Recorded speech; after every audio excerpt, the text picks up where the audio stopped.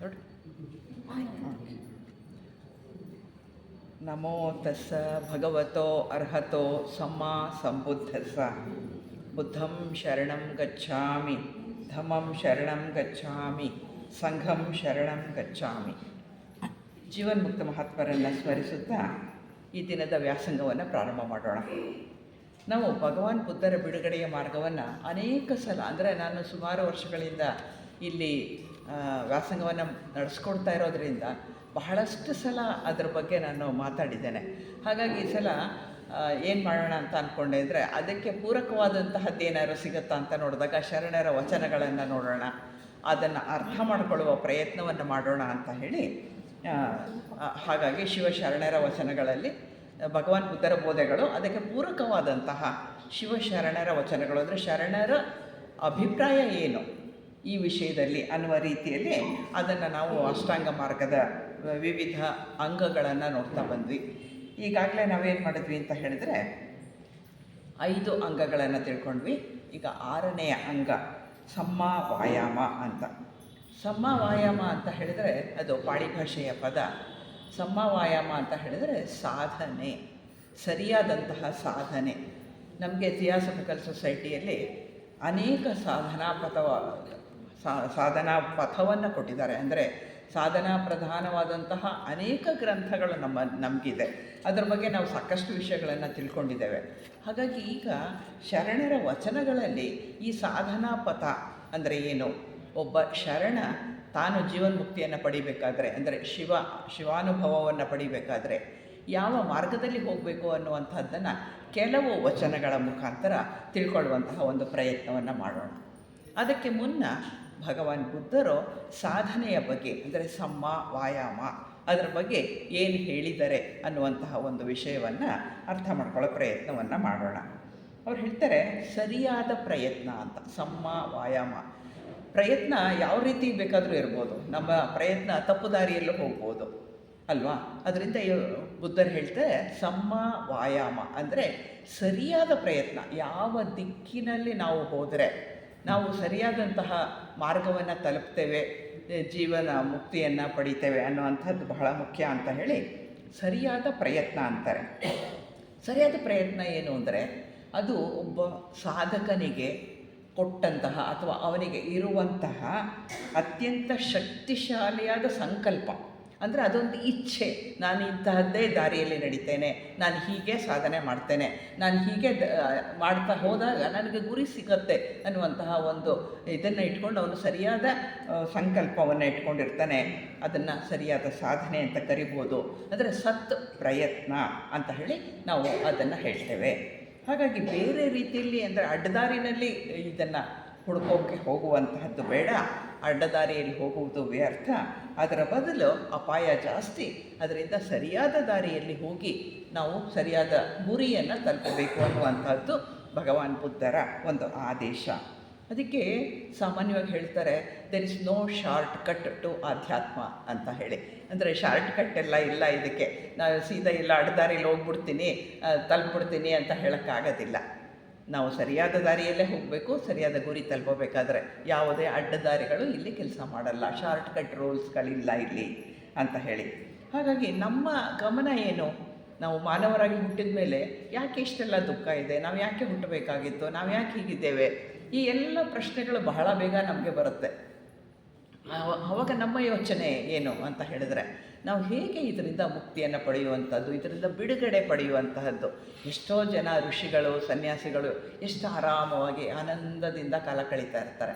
ಆ ಸ್ಥಿತಿ ನಮಗೂ ಬೇಕಲ್ವಾ ಅಂತ ಹೇಳಿ ಅನಿಸೋದು ನಮಗೆ ಸಹಜ. ಅವಾಗ ಏನು ಮಾಡ್ತೀವಿ, ನಾವು ದುಃಖ ನಿವಾರಣೆಯ ಮಾರ್ಗದ ಕಡೆಗೆ ನಾವು ಹುಡುಕೋದಕ್ಕೆ ಪ್ರಾರಂಭ ಮಾಡ್ತೇವೆ. ಯಾರು ಏನು ಹೇಳಿದ್ದಾರೆ, ಏನು ಮಾಡ್ತಾ ಇದ್ದಾರೆ, ಏನು ಯಾವ ರೀತಿ ಸಾಧನೆ ಮಾಡಬೇಕು ಅನ್ನೋದನ್ನು ತಿಳ್ಕೊಳ್ಳೋ ಪ್ರಯತ್ನಕ್ಕೆ ಹೋಗ್ತೇವೆ.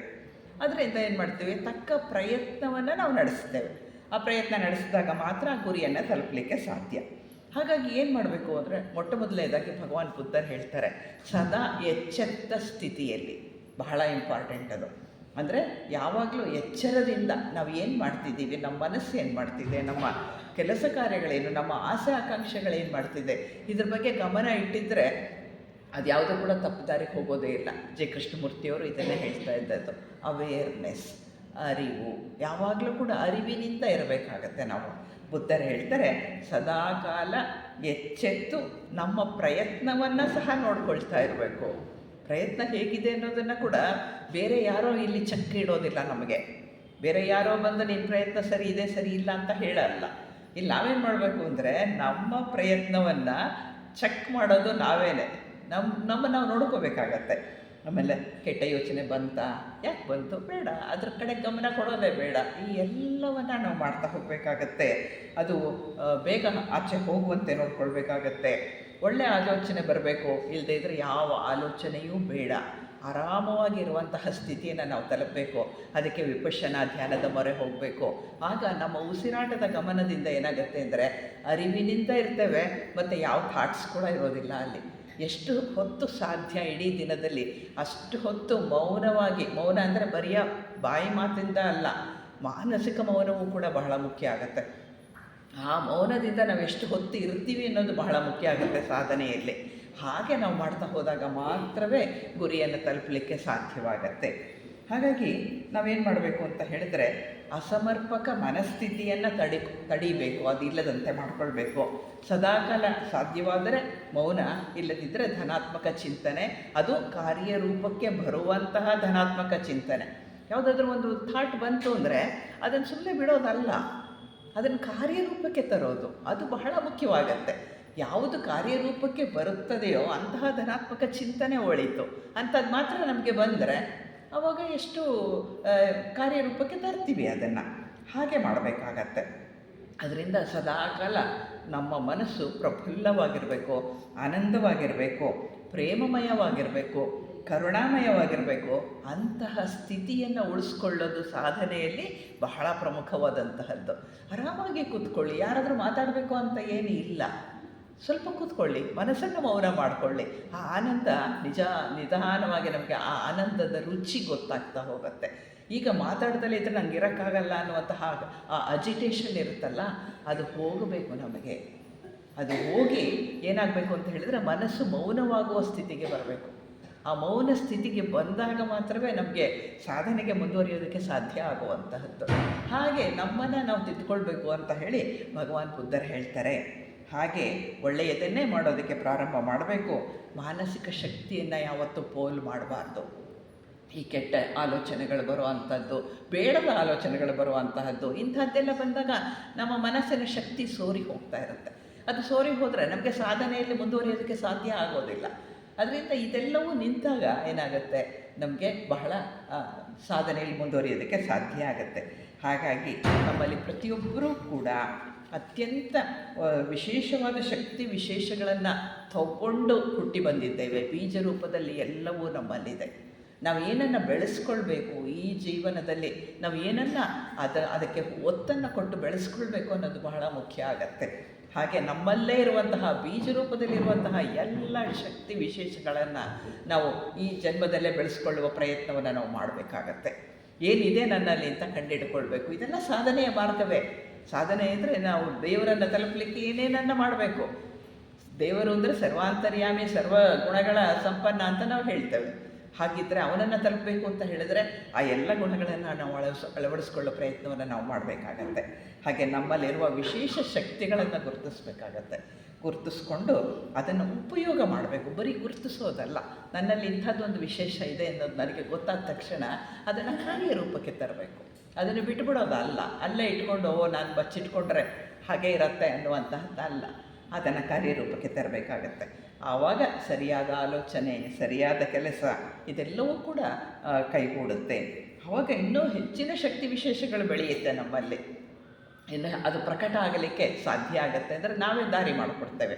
ನಮ್ಮ ಮನದ ಬಾಗಿಲನ್ನು ತೆರೆದರೆ ಎಲ್ಲವೂ ಬೇಡದ್ದೆಲ್ಲ ಹೊರಗೆ ಹೋಗುತ್ತೆ. ಏನು ಬೇಕೋ ಅದೆಲ್ಲವೂ ಕೂಡ ಅರಳುತ್ತೆ. ಒಂದು ಹೂವು ತಂತಾನೆ ಅರಳುವಂತೆ ಅರಳುತ್ತೆ. ನಮ್ಮ ಆ ಸಾಧನೆ ಆ ರೀತಿಯಾಗಿ ಅರಳಬೇಕಾಗತ್ತೆ. ಹಾಗೆ ನಮ್ಮಿಂದ ನಮಗೂ ಒಳಿತಾಗುತ್ತೆ, ನಮ್ಮ ಸಮಾಜಕ್ಕೂ ಕೂಡ ಅದರಿಂದ ಒಳಿತಾಗುತ್ತೆ. ಅಂತಹ ಸ್ಥಿತಿಯಲ್ಲಿ ನಾವು ಬಾಳುವುದನ್ನು ಸಾಧನೆ, ವಾಯಾಮ ಅಂತ ಹೇಳಿ ನಾವು ಕರಿತೇವೆ. ಅದಕ್ಕೆ ಬಹಳ ಮುಖ್ಯವಾಗಿ ಬೇಕಾದಂತಹದ್ದು ಕಾಯಾನುಪಶ್ಯನ, ವೇದನಾನುಪಶ್ಯನ, ಚಿತ್ತಾನುಪಶ್ಯನ ಮತ್ತು ಧಮ್ಮಾನುಪಶ್ಯನ. ಇವಿಲ್ಲದಲೇ ನಾವು ಮುಂದುವರಿಯೋದಕ್ಕಾಗೋದೇ ಇಲ್ಲ. ಅಂದರೆ ಏನು, ನಮ್ಮ ಶರೀರವನ್ನು ನೋಡ್ಕೊಳ್ತಾ ಇರಬೇಕು. ಯಾವ ರೀತಿ ಇದೆ ಅದು, ಹೇಗೆ ಬಿಹೇವ್ ಮಾಡ್ತಾ ಇದೆ, ಯಾವ ರೀತಿ ಇದೆ, ಏನನ್ನು ಬೇಡ್ತಾ ಇದೆ ಅದು, ಇದನ್ನು ನೋಡ್ಕೋಬೇಕು. ವೇದನಾನುಪಶ್ಯನ, ನಮಗಿರುವಂತಹ ಎಲ್ಲ ವೇದನೆಗಳ ಬಗ್ಗೆ, ರಾಗಭಾವಗಳ ಬಗ್ಗೆ ತಿಳ್ಕೊಳ್ಬೇಕು. ಚಿತ್ತವನ್ನು ನೋಡ್ಕೊಳ್ತಾ ಇರಬೇಕು, ಮನಸ್ಸನ್ನು ನೋಡ್ಕೊಳ್ತಾ ಇರಬೇಕು. ಅದಾದ ನಂತರ ಧಮ್ಮಾನುಪಶ್ಯನ ಬರುತ್ತೆ. ಅದಕ್ಕೆ ಬಹಳ ವೇಳೆ ಇದೆ. ಮೊದಲು ಕಾಯಾನುಪಶ್ಯನ, ಇದನ್ನು ವೇದನಾನುಪಶ್ಯನ, ಇದನ್ನು ಚಿತ್ತಾನುಪಶ್ಯನವನ್ನು ನಾವು ನೋಡ್ಕೊಳ್ಬೇಕಾಗತ್ತೆ. ಇದೆಲ್ಲವನ್ನು ಸತ್ ಪ್ರಯತ್ನ ಅಂತ ಹೇಳಿ ಭಗವಾನ್ ಬುದ್ಧರು ಕರೀತಾರೆ. ಈ ರೀತಿಯ ಸತ್ ಪ್ರಯತ್ನದ ಬಗ್ಗೆ ಕೆಲವು ಶರಣರ ಕೆಲವು ವಚನಗಳನ್ನು ನಾವು ನೋಡ್ತಾ ಹೋಗೋಣ. ಯಾಕೆ ಅಂತಂದರೆ ನಮ್ಮ ಭಾರತ ದೇಶ ಎಲ್ಲ ರೀತಿಯ ಜನರನ್ನು ಪಡ್ತಿರುವಂತಹದ್ದು, ಅನೇಕ ಬಗೆಯ ಸಂತರು ಬಂದಂತಹದ್ದು. ಋಷಿ ಮುನಿಗಳ ಜೊತೆಗೆ ಭಗವಾನ್ ಬುದ್ಧರು, ಕೃಷ್ಣ ಪರಮಾತ್ಮ ಪ್ರತಿಯೊಬ್ಬರೂ ಬಂದಂತಹದ್ದೇ ಇದು. ಮತ್ತು ಶರಣರು, ದಾಸರು, ಆಚಾರ್ಯರುಗಳು ಎಲ್ಲರೂ ಕೂಡ ಬಂದು ಈ ಜ್ಞಾನ ಭಂಡಾರವನ್ನೇ ನಮಗೆ ಕೊಟ್ಟಿರುವಂತಹದ್ದು. ನಮ್ಮ ದೇಶದಲ್ಲಿ ಮಾತ್ರ ಇದೆಲ್ಲ ಆಗಿರುವಂಥದ್ದು. ಹಾಗಾಗಿ 12ನೇ ಶತಮಾನದ ಶರಣರ ಕೆಲವು ವಚನಗಳ ಬಗ್ಗೆ ತಿಳ್ಕೊಳ್ತಾ ಅವರು ಸಾಧನೆಯ ಪಥದ ಬಗ್ಗೆ ಏನು ಹೇಳ್ತಾರೆ ಅಂತ ನೋಡೋಣ. ಬಸವಣ್ಣವ್ರು ಹೇಳ್ತಾರೆ,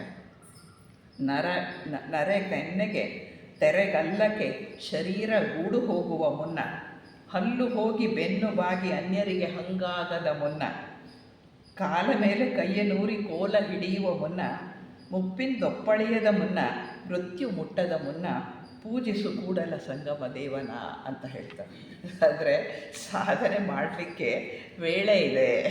ಯಾವಾಗ ಆ ವೇಳೆಯ ಬಗ್ಗೆ ನಾವು ನೋಡ್ಕೊಳ್ಬೇಕಾಗತ್ತೆ. ಅಂದರೆ ಕೆನ್ನೆನಲ್ಲಾಗಲೇ ನರೆಗೂದಲು ಬಂತು, ಆಮೇಲೆ ಗಡ್ಡ ಇದು ಮುಖ ಎಲ್ಲ ಸುಕ್ಕು ಬಿತ್ತು, ಶರೀರ ನೆಟ್ಟಿಗಿಲ್ಲ ಬಗ್ಗಿಬಿಡ್ತು. ಅಂದರೆ ಇದರ ಅರ್ಥ, ಇದೆಲ್ಲದರ ಅರ್ಥ ಶರೀರಕ್ಕೆ ವಯಸ್ಸಾಯಿತು ಅಂತ. ಶರೀರಕ್ಕೆ ವಯಸ್ಸಾಯಿತು. ಹಾಗಾಗಿ ಆಮೇಲೆ ಕಾಲಿನ ಮೇಲೆ ಕೈ ಊರಿ ಮಂಡಿ ಊರಿ ಅದನ್ನು ಹೇಳಬೇಕಾದಂಥ ಪರಿಸ್ಥಿತಿ ಬಂತು. ಕೈಯಲ್ಲಿ ಊರ್ಗೋಲು ನಡೆಯೋ ಪರಿಸ್ಥಿತಿ ಬಂತು. ಮತ್ತು ನಾವು ನಮ್ಮ ಕೆಲಸಕ್ಕೆ ಇನ್ನೊಬ್ಬರನ್ನ ಆಶ್ರಯಿಸುವಂತಹ ಸ್ಥಿತಿ ಬಂತು. ಅಂದರೆ ಈಗ ಸಾವಿನ ದವಡೆಗೆ ಹತ್ತಿರ ಬಂದಂತಹ ಒಂದು ಸ್ಥಿತಿ.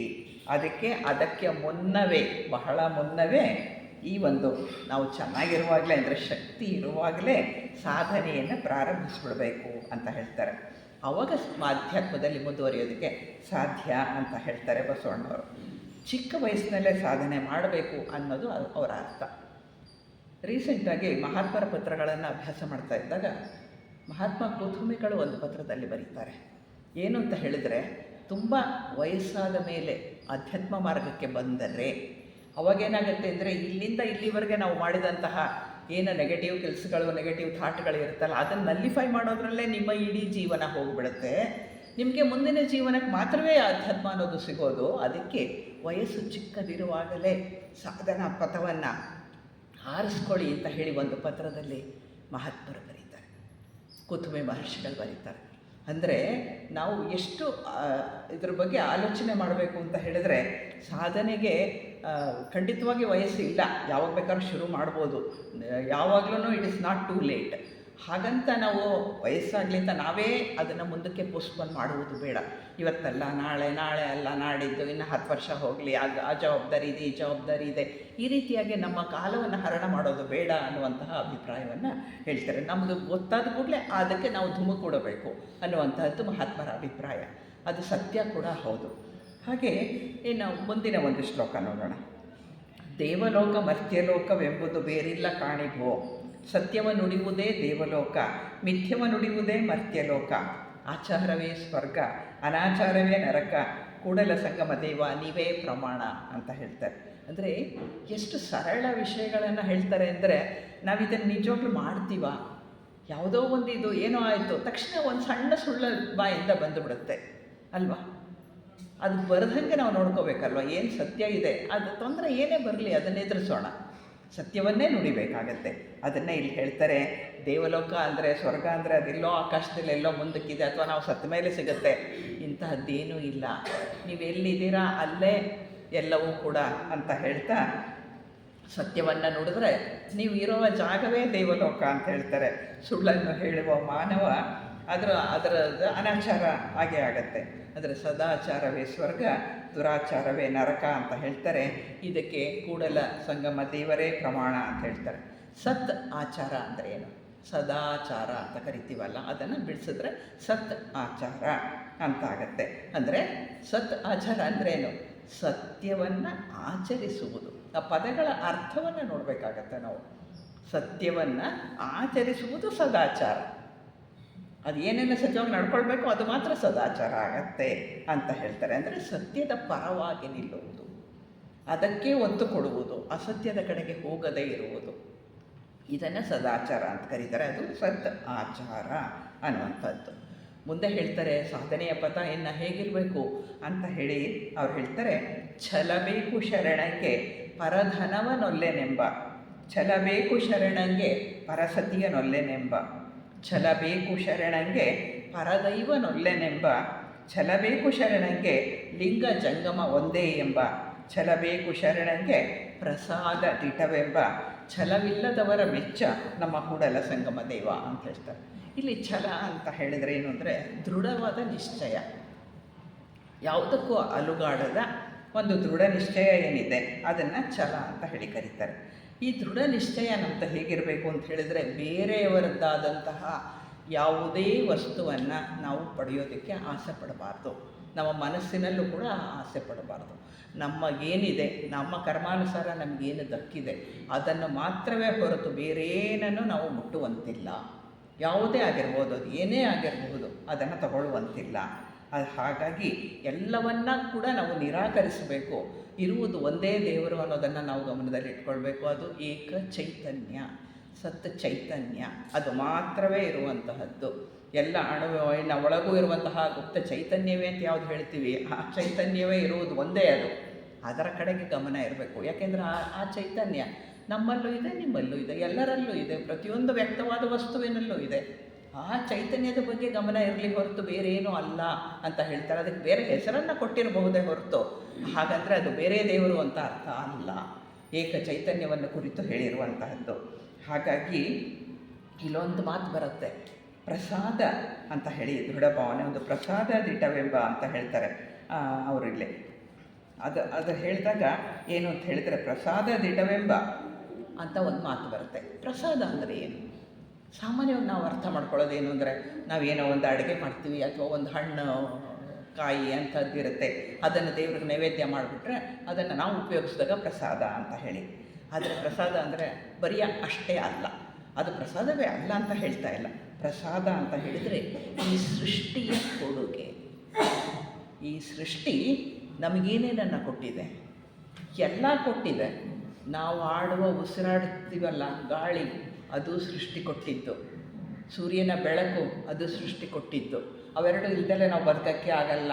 ನೀರು ಎಲ್ಲಿಂದ ಬಂತು? ನಾವು ತಯಾರು ಮಾಡ್ತೀವ? ಇಲ್ಲ, ಸೃಷ್ಟಿ ಕೊಟ್ಟಿದ್ದು. ಗಾಳಿ, ನೀರು, ಬಿಸಿಲು ಪ್ರತಿಯೊಂದು ಸೃಷ್ಟಿ ಕೊಟ್ಟಿದ್ದು. ಆಹಾರ ಎಲ್ಲಿಂದ ಬರುತ್ತೆ? ನಾವೇನು ಕೂತ್ಕೊಂಡು ಬೆಳೀಲಿಕ್ಕಾಗತ್ತಾ? ಅದಕ್ಕೆ ಮಣ್ಣು ಬೇಕು, ಗಾಳಿ ಬೇಕು, ಬಿಸಿಲು ಬೇಕು, ನೀರು ಬೇಕು, ಎಲ್ಲ ಪರಿಸರ ಸರಿಯಾಗಿರಬೇಕು, ಬೀಜ ಇರಬೇಕು ಒಳ್ಳೆಯದು. ಆಗ ಮಾತ್ರವೇ ಬರುವಂತಹದ್ದು. ಇದನ್ನು ಪ್ರಸಾದ ಅಂತಾರೆ ಶರಣರು. ಪ್ರಸಾದ ಅಂದರೆ ಅದು ಇಡೀ ಸೃಷ್ಟಿಯ ಕೊಡುಗೆ, ಅದನ್ನು ಪ್ರಸಾದ ಅಂತ ಹೇಳುವಂಥದ್ದು. ಈ ಪ್ರಸಾದ ನಾವು ಸ್ವೀಕರಿಸ್ತೀವಲ್ವ? ಯಾವತ್ತಾದರೂ ಈ ಪ್ರಸಾದ ಸ್ವೀಕರಿಸಿದ್ದಕ್ಕೆ ಕೃತಜ್ಞತೆ ಹೇಳ್ತೀವ ನಾವು? ಬೆಳಗ್ಗೆ ಎದ್ದು ಹೇಳ್ತೀವ? ಎದ್ದ ಕೂಡಲೇ ಹೇಳಬೇಕಲ್ವ? ಬೆಳಗಾಗಿ ನಾನೆದ್ದು ಯಾರ್ಯಾರ ನೆನೆಯಾಲಿ, ಎಳ್ಳು ಜೀರಿಗೆ ಬೆಳೆದೋಳ. ಯಾರು ಬೆಳೆದವಳು? ಭೂಮಿ ತಾಯಿ ಬೆಳೆದವಳು. ಭೂಮಿ ತಾಯಿಗೂ ಮೊದಲು ನಮಸ್ಕಾರ. ಕಾಲಿಡ್ತೀವಲ್ವ ಅವಳ ಮೇಲೆ, ನಡಿತೀವಲ್ವ ನಾವು ಅವಳ ಮೇಲೆ, ಅವಳಿಗೆ ಎಷ್ಟು ಅತ್ಯಾಚಾರ ಮಾಡ್ತೀವಲ್ವ ನಾವು, ಆಕೆಗೆ ಒಂದು ನಮಸ್ಕಾರ, ಒಂದು ಕೃತಜ್ಞತೆ. ಸೂರ್ಯದೇವ ಅವನಿಂತಿದ್ರೆ ನಾವು ಬದುಕೋಕ್ಕಾಗತ್ತಾ? ಪ್ರಾಣ ಶಕ್ತಿನೇ ಕೊಡೋದೇ ಅವನು. ಮತ್ತು ಈ ಒಂದು ಜೀವ ಬಂದದ್ದನ್ನು ಬೆಳೆಸುವುದು ಭೂತಾಯಿ. ಇವೆಲ್ಲವೂ ಪ್ರಸಾದವೇ. ಈ ಪ್ರಸಾದಕ್ಕೆ ತಕ್ಕದಾದಂತಹ ಕೃತಜ್ಞತಾ ಭಾವ ನಮ್ಮಲ್ಲಿರಬೇಕು. ಆ ಭಾವ ಇರಬೇಕು ಅಂತ ಶರಣರು ಹೇಳ್ತಾರೆ. ಅಂದರೆ ಪ್ರಸಾದ ದಿಟ, ಆ ಪ್ರಸಾದ ಸತ್ಯ, ಅದು ಸತ್ಯವಾಗಿ ಇದೆ. ಯಾಕೆ ನಾವೆಲ್ಲ ಉಪಯೋಗಿಸ್ತಾ ಇದ್ದೀವಿ, ಅದರಿಂದಲೇ ಬದುಕಿದ್ದೀವಿ ನಾವು. ಅದೆಲ್ಲವೂ ಪ್ರಸಾದವೇ ಅಂತ ಹೇಳ್ತಾರೆ. ಹಾಗೆ ಈ ದೇವರು ಕೊಟ್ಟಂತಹ ಪ್ರಸಾದವನ್ನು ಸ್ವೀಕರಿಸಬೇಕು. ಅದನ್ನು ಸ್ವೀಕರಿಸುವಾಗ ಕೃತಜ್ಞತೆ ಇರಬೇಕು. ಇದನ್ನು ಹೇಳ್ತಾರೆ. ಅದು ಕೂಡ, ಆ ಕೃತಜ್ಞತೆ ಅರ್ಪಿಸುವುದು ಕೂಡ ಸಾಧನೆಯ ಒಂದು ಭಾಗ. ಇಲ್ಲದಿದ್ದರೆ ನಾವು ಇರೋದಕ್ಕೆ ಸಾಧ್ಯ ಇಲ್ಲ ಅಲ್ವಾ, ಅದನ್ನು ಅಲ್ಲಿ ಹೇಳ್ತಾರೆ. ಹಾಗೆ ಸಾಧನೆಗೆ ದೃಢ ನಿಶ್ಚಯ ಬಳಕೆಯಾಗಬೇಕು, ಅಂತಹ ಸಾಧಕನನ್ನು ಮಾತ್ರ ದೇವರು ಒಲಿತಾನೆ ಅಂತ ಹೇಳಿ ಅಣ್ಣ ಅವರು ಹೇಳ್ತಾರೆ. ಇನ್ನು ಮುಂದೆ ಅಕ್ಕನ ವಚನವನ್ನು ನೋಡೋಣ. ಅಕ್ಕ ಹೇಳ್ತಾರೆ, ಬೆಟ್ಟದ ಮೇಲೊಂದು ಮನೆಯ ಬಾಡೆ. ನನಗೆ ಗೊತ್ತಿರೋವಂಥ ವಚನಗಳನ್ನೇ ಆರಿಸ್ಕೊಂಡಿದ್ದೇನೆ, ಯಾಕೆಂದರೆ ಅದರ ಒಳ ಅರ್ಥವನ್ನು ಸ್ವಲ್ಪ ತಿಳ್ಕೊಳ್ಳುವ ಪ್ರಯತ್ನ ಮಾಡೋಣ ಅಂತ. ಹೊರಗಿನ ಅರ್ಥ ನಮಗೆಲ್ರಿಗೂ ಅರ್ಥ ಆಗುತ್ತೆ, ಒಳ ಅರ್ಥ ಒಂಚೂರು ಇರುತ್ತಲ್ವ, ಅದನ್ನು ತಿಳ್ಕೊಳ್ಳೋಕ್ಕೋಸ್ಕರ.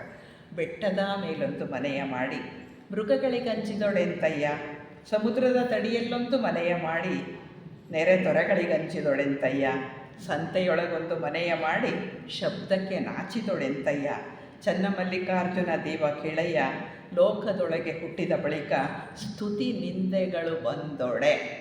ಆವಾಗ ಮನದಲ್ಲಿ ಕೋಪವ ತಾಳದೆ ಸಮಾಧಾನಿಯಾಗಿರಬೇಕು.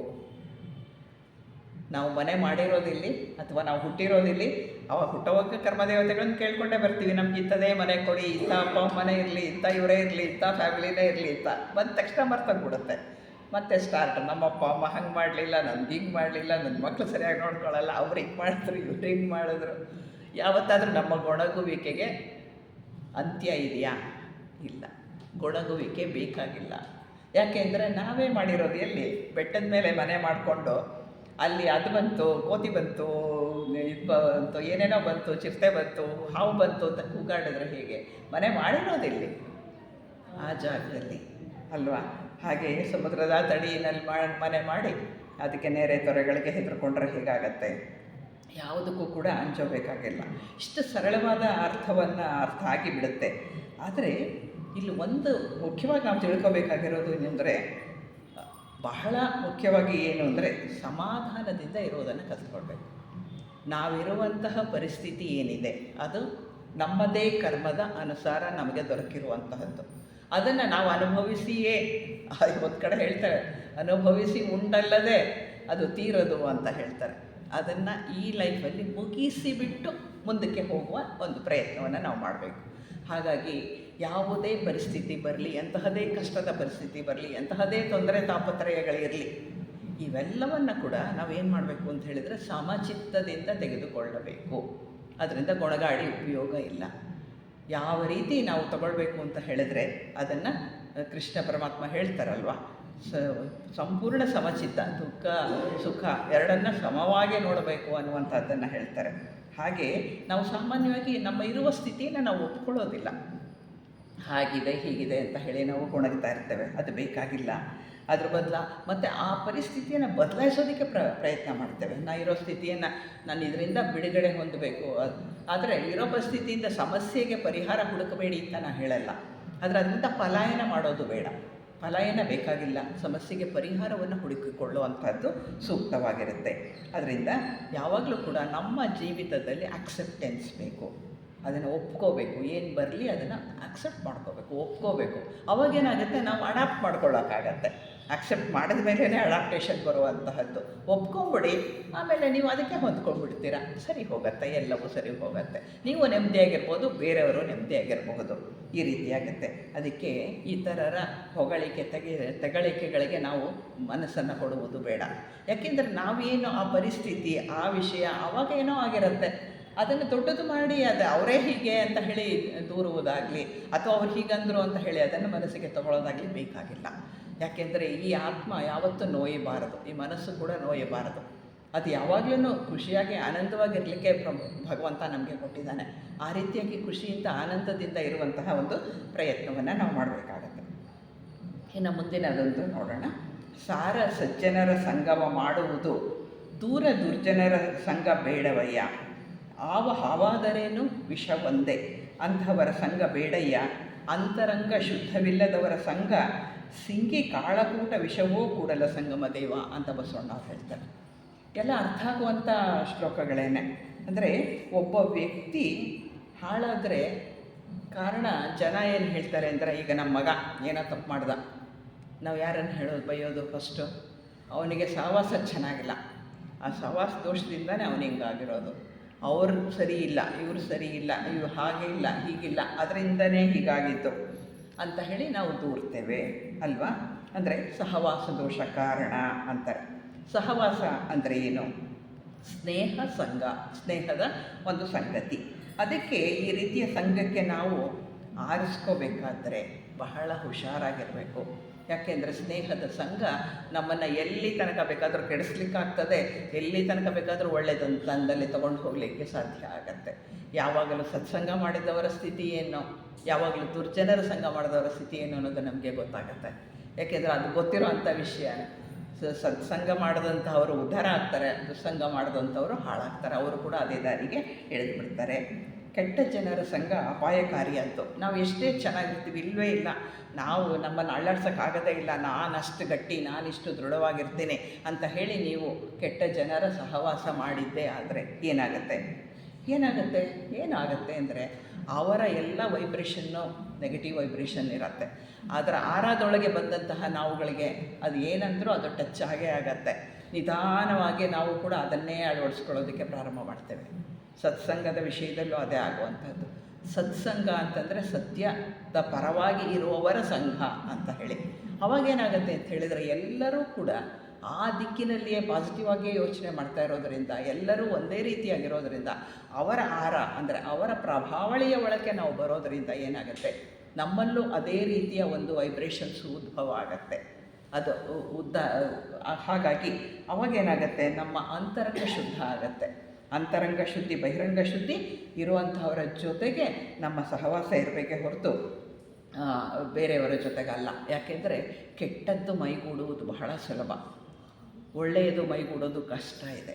ಈಗ ಒಂದು ಮಕ್ಕಳನ್ನು ನೋಡಿ, ಬೇಗ ಸುಳ್ಳು ಹೇಳೋದನ್ನು ಕಲಿಸ್ಬಿಡ್ಬೋದು, ಬೇಗ ಸತ್ಯ ಹೇಳೋದನ್ನು ಕಲಿಸ್ಲಿಕ್ಕಾಗಲ್ಲ. ಯಾಕೆಂದರೆ ಕಲಿಸೋದು ಆ ದಿಕ್ಕಿಗೆ ಹೋಗುವಂತಹ ಇದೆ ಮನಸ್ಥಿತಿಯೇ ಜಾಸ್ತಿ. ಯಾಕೆಂದ್ರೆ ನಮ್ಮ ಮನಸ್ಸು ಯಾವಾಗ ಬೇಕಾದರೂ ರಾಗ ಭಾವ ಅದರ ಕಡೆಗೆ ಹರಿದಾಡ್ತಾ ಇರೋದ್ರಿಂದ ನಮ್ಮ ಮನಸ್ಸಿನ ಸ್ಥಿತಿ ಅದು. ಇವಾಗ ನಾವು ಆ ಮಕ್ಕಳಿಗೆ ಕಲಿಸೋದೇ ಹಾಗೆ ಕಲಿಸ್ತೀವಲ್ವ. ಇವಾಗ ಅದು ಒಂದು ಎಡವಿ ಬಿತ್ತು, ಏನು ಮಾಡ್ತಾಳೆ ಒಬ್ಬ ತಾಯಿ ಏನು ಮಾಡ್ತಾಳೆ, ಬಂದು ಅಯ್ಯೋ ಪುಟ್ಟ ಎದ್ದ ಅಂತ ಹೇಳಿ ಒರೆಸಿ, ಈ ನೆಲ ಸರಿಗಿಲ್ಲ ಇದು ಅತ್ತ ಅಂತ ಅದಕ್ಕೆ ಹೊಡಿತಾಳೆ. ಅಲ್ಲಿಗೆ ಮೊದಲನೇ ಪಾಠ ಮಗುಗೆ, ತಪ್ಪು ನಂದಲ್ಲ ಬೇರೆಯವರದ್ದು, ತಪ್ಪು ನಂದಲ್ಲ ಬೇರೆಯವರದ್ದು. ಆಮೇಲೆ ಏನಾಯಿತು, ನೀನು ಅವರು ಇದು ಮಾಡಬೇಡ, ಹಾಗೆ ಹೀಗೆ, ಅಲ್ಲಿಗೆ ಅಂದರೆ ನೀನು ಸರಿ, ಬೇರೆಯವ್ರು ಸರಿ ಇಲ್ಲ, ನೀನು ಎಲ್ಲ ರೀತಿಯಲ್ಲೂ ಸರಿ. ಆ ಮಗುವಿಗೆ ಒಂದು ಕನ್ಫರ್ಮ್ ಆಗ್ತಾ ಹೋಗುತ್ತೆ, ಏನು ನಾನು ಮಾಡಿದ್ದೆಲ್ಲ ಸರಿ, ಬೇರೆಯವ್ರು ಮಾಡಿದ್ದೆಲ್ಲ ತಪ್ಪು. ಅಂದರೆ ನನ್ನ ತಪ್ಪಿಗೆ ನಾನು ಬೇರೆಯವರನ್ನು ಹೊಣೆ ಮಾಡೋದನ್ನು ಈ ಸಣ್ಣ ವಯಸ್ಸಿಗೆ ಕಲಿಸ್ತೇವೆ. ಎಷ್ಟು ಹುಷಾರಾಗಿರಬೇಕು ಗೊತ್ತಾ, ಮಕ್ಕಳನ್ನು ಸಾಕೋದು, ಆಧ್ಯಾತ್ಮಿಕವಾಗಿ ಮಕ್ಕಳನ್ನು ಸಾಕೋದು ಬಹಳ ಕಷ್ಟ ಇದೆ. ಅವರಿಗೆ ಸತ್ಯವಾಗೇ ನಡ್ಕೊಳ್ಳೋದನ್ನು ಕಲಿಸ್ಬೇಕು. ಇವು ಯಾವತ್ತು ಮೊದಲು ನೀವು ಅತ್ತ ಅಂತ ಇನ್ನೊಬ್ರಿಗೆ ಹೊಡಿತೀರ, ಇನ್ನೊಂದು ಇದನ್ನು ಮಾಡ್ತೀರಾ, ಅಲ್ಲಿಗೆ ಇನ್ನೊಬ್ಬರ ಕಡೆ ಕೈ ತೋರಿಸ್ತೀರಾ, ಮಗು ಕಲ್ತ್ಕೊಳ್ಳುತ್ತೆ ಅದನ್ನು.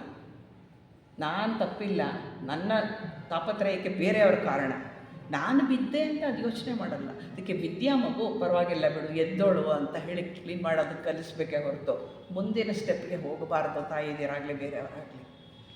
ಇಲ್ಲಿಂದ ಶುರುವಾಗುತ್ತೆ ನಮ್ಮ ಸತ್ಸಂಗ. ಮತ್ತು ಇದು ನಮ್ಮ ಸಾಧನೆ ಏನು, ನಾವು ಹೇಗೆ ಬೆಳಿತೇವೆ ಅನ್ನುವಂಥದ್ದು.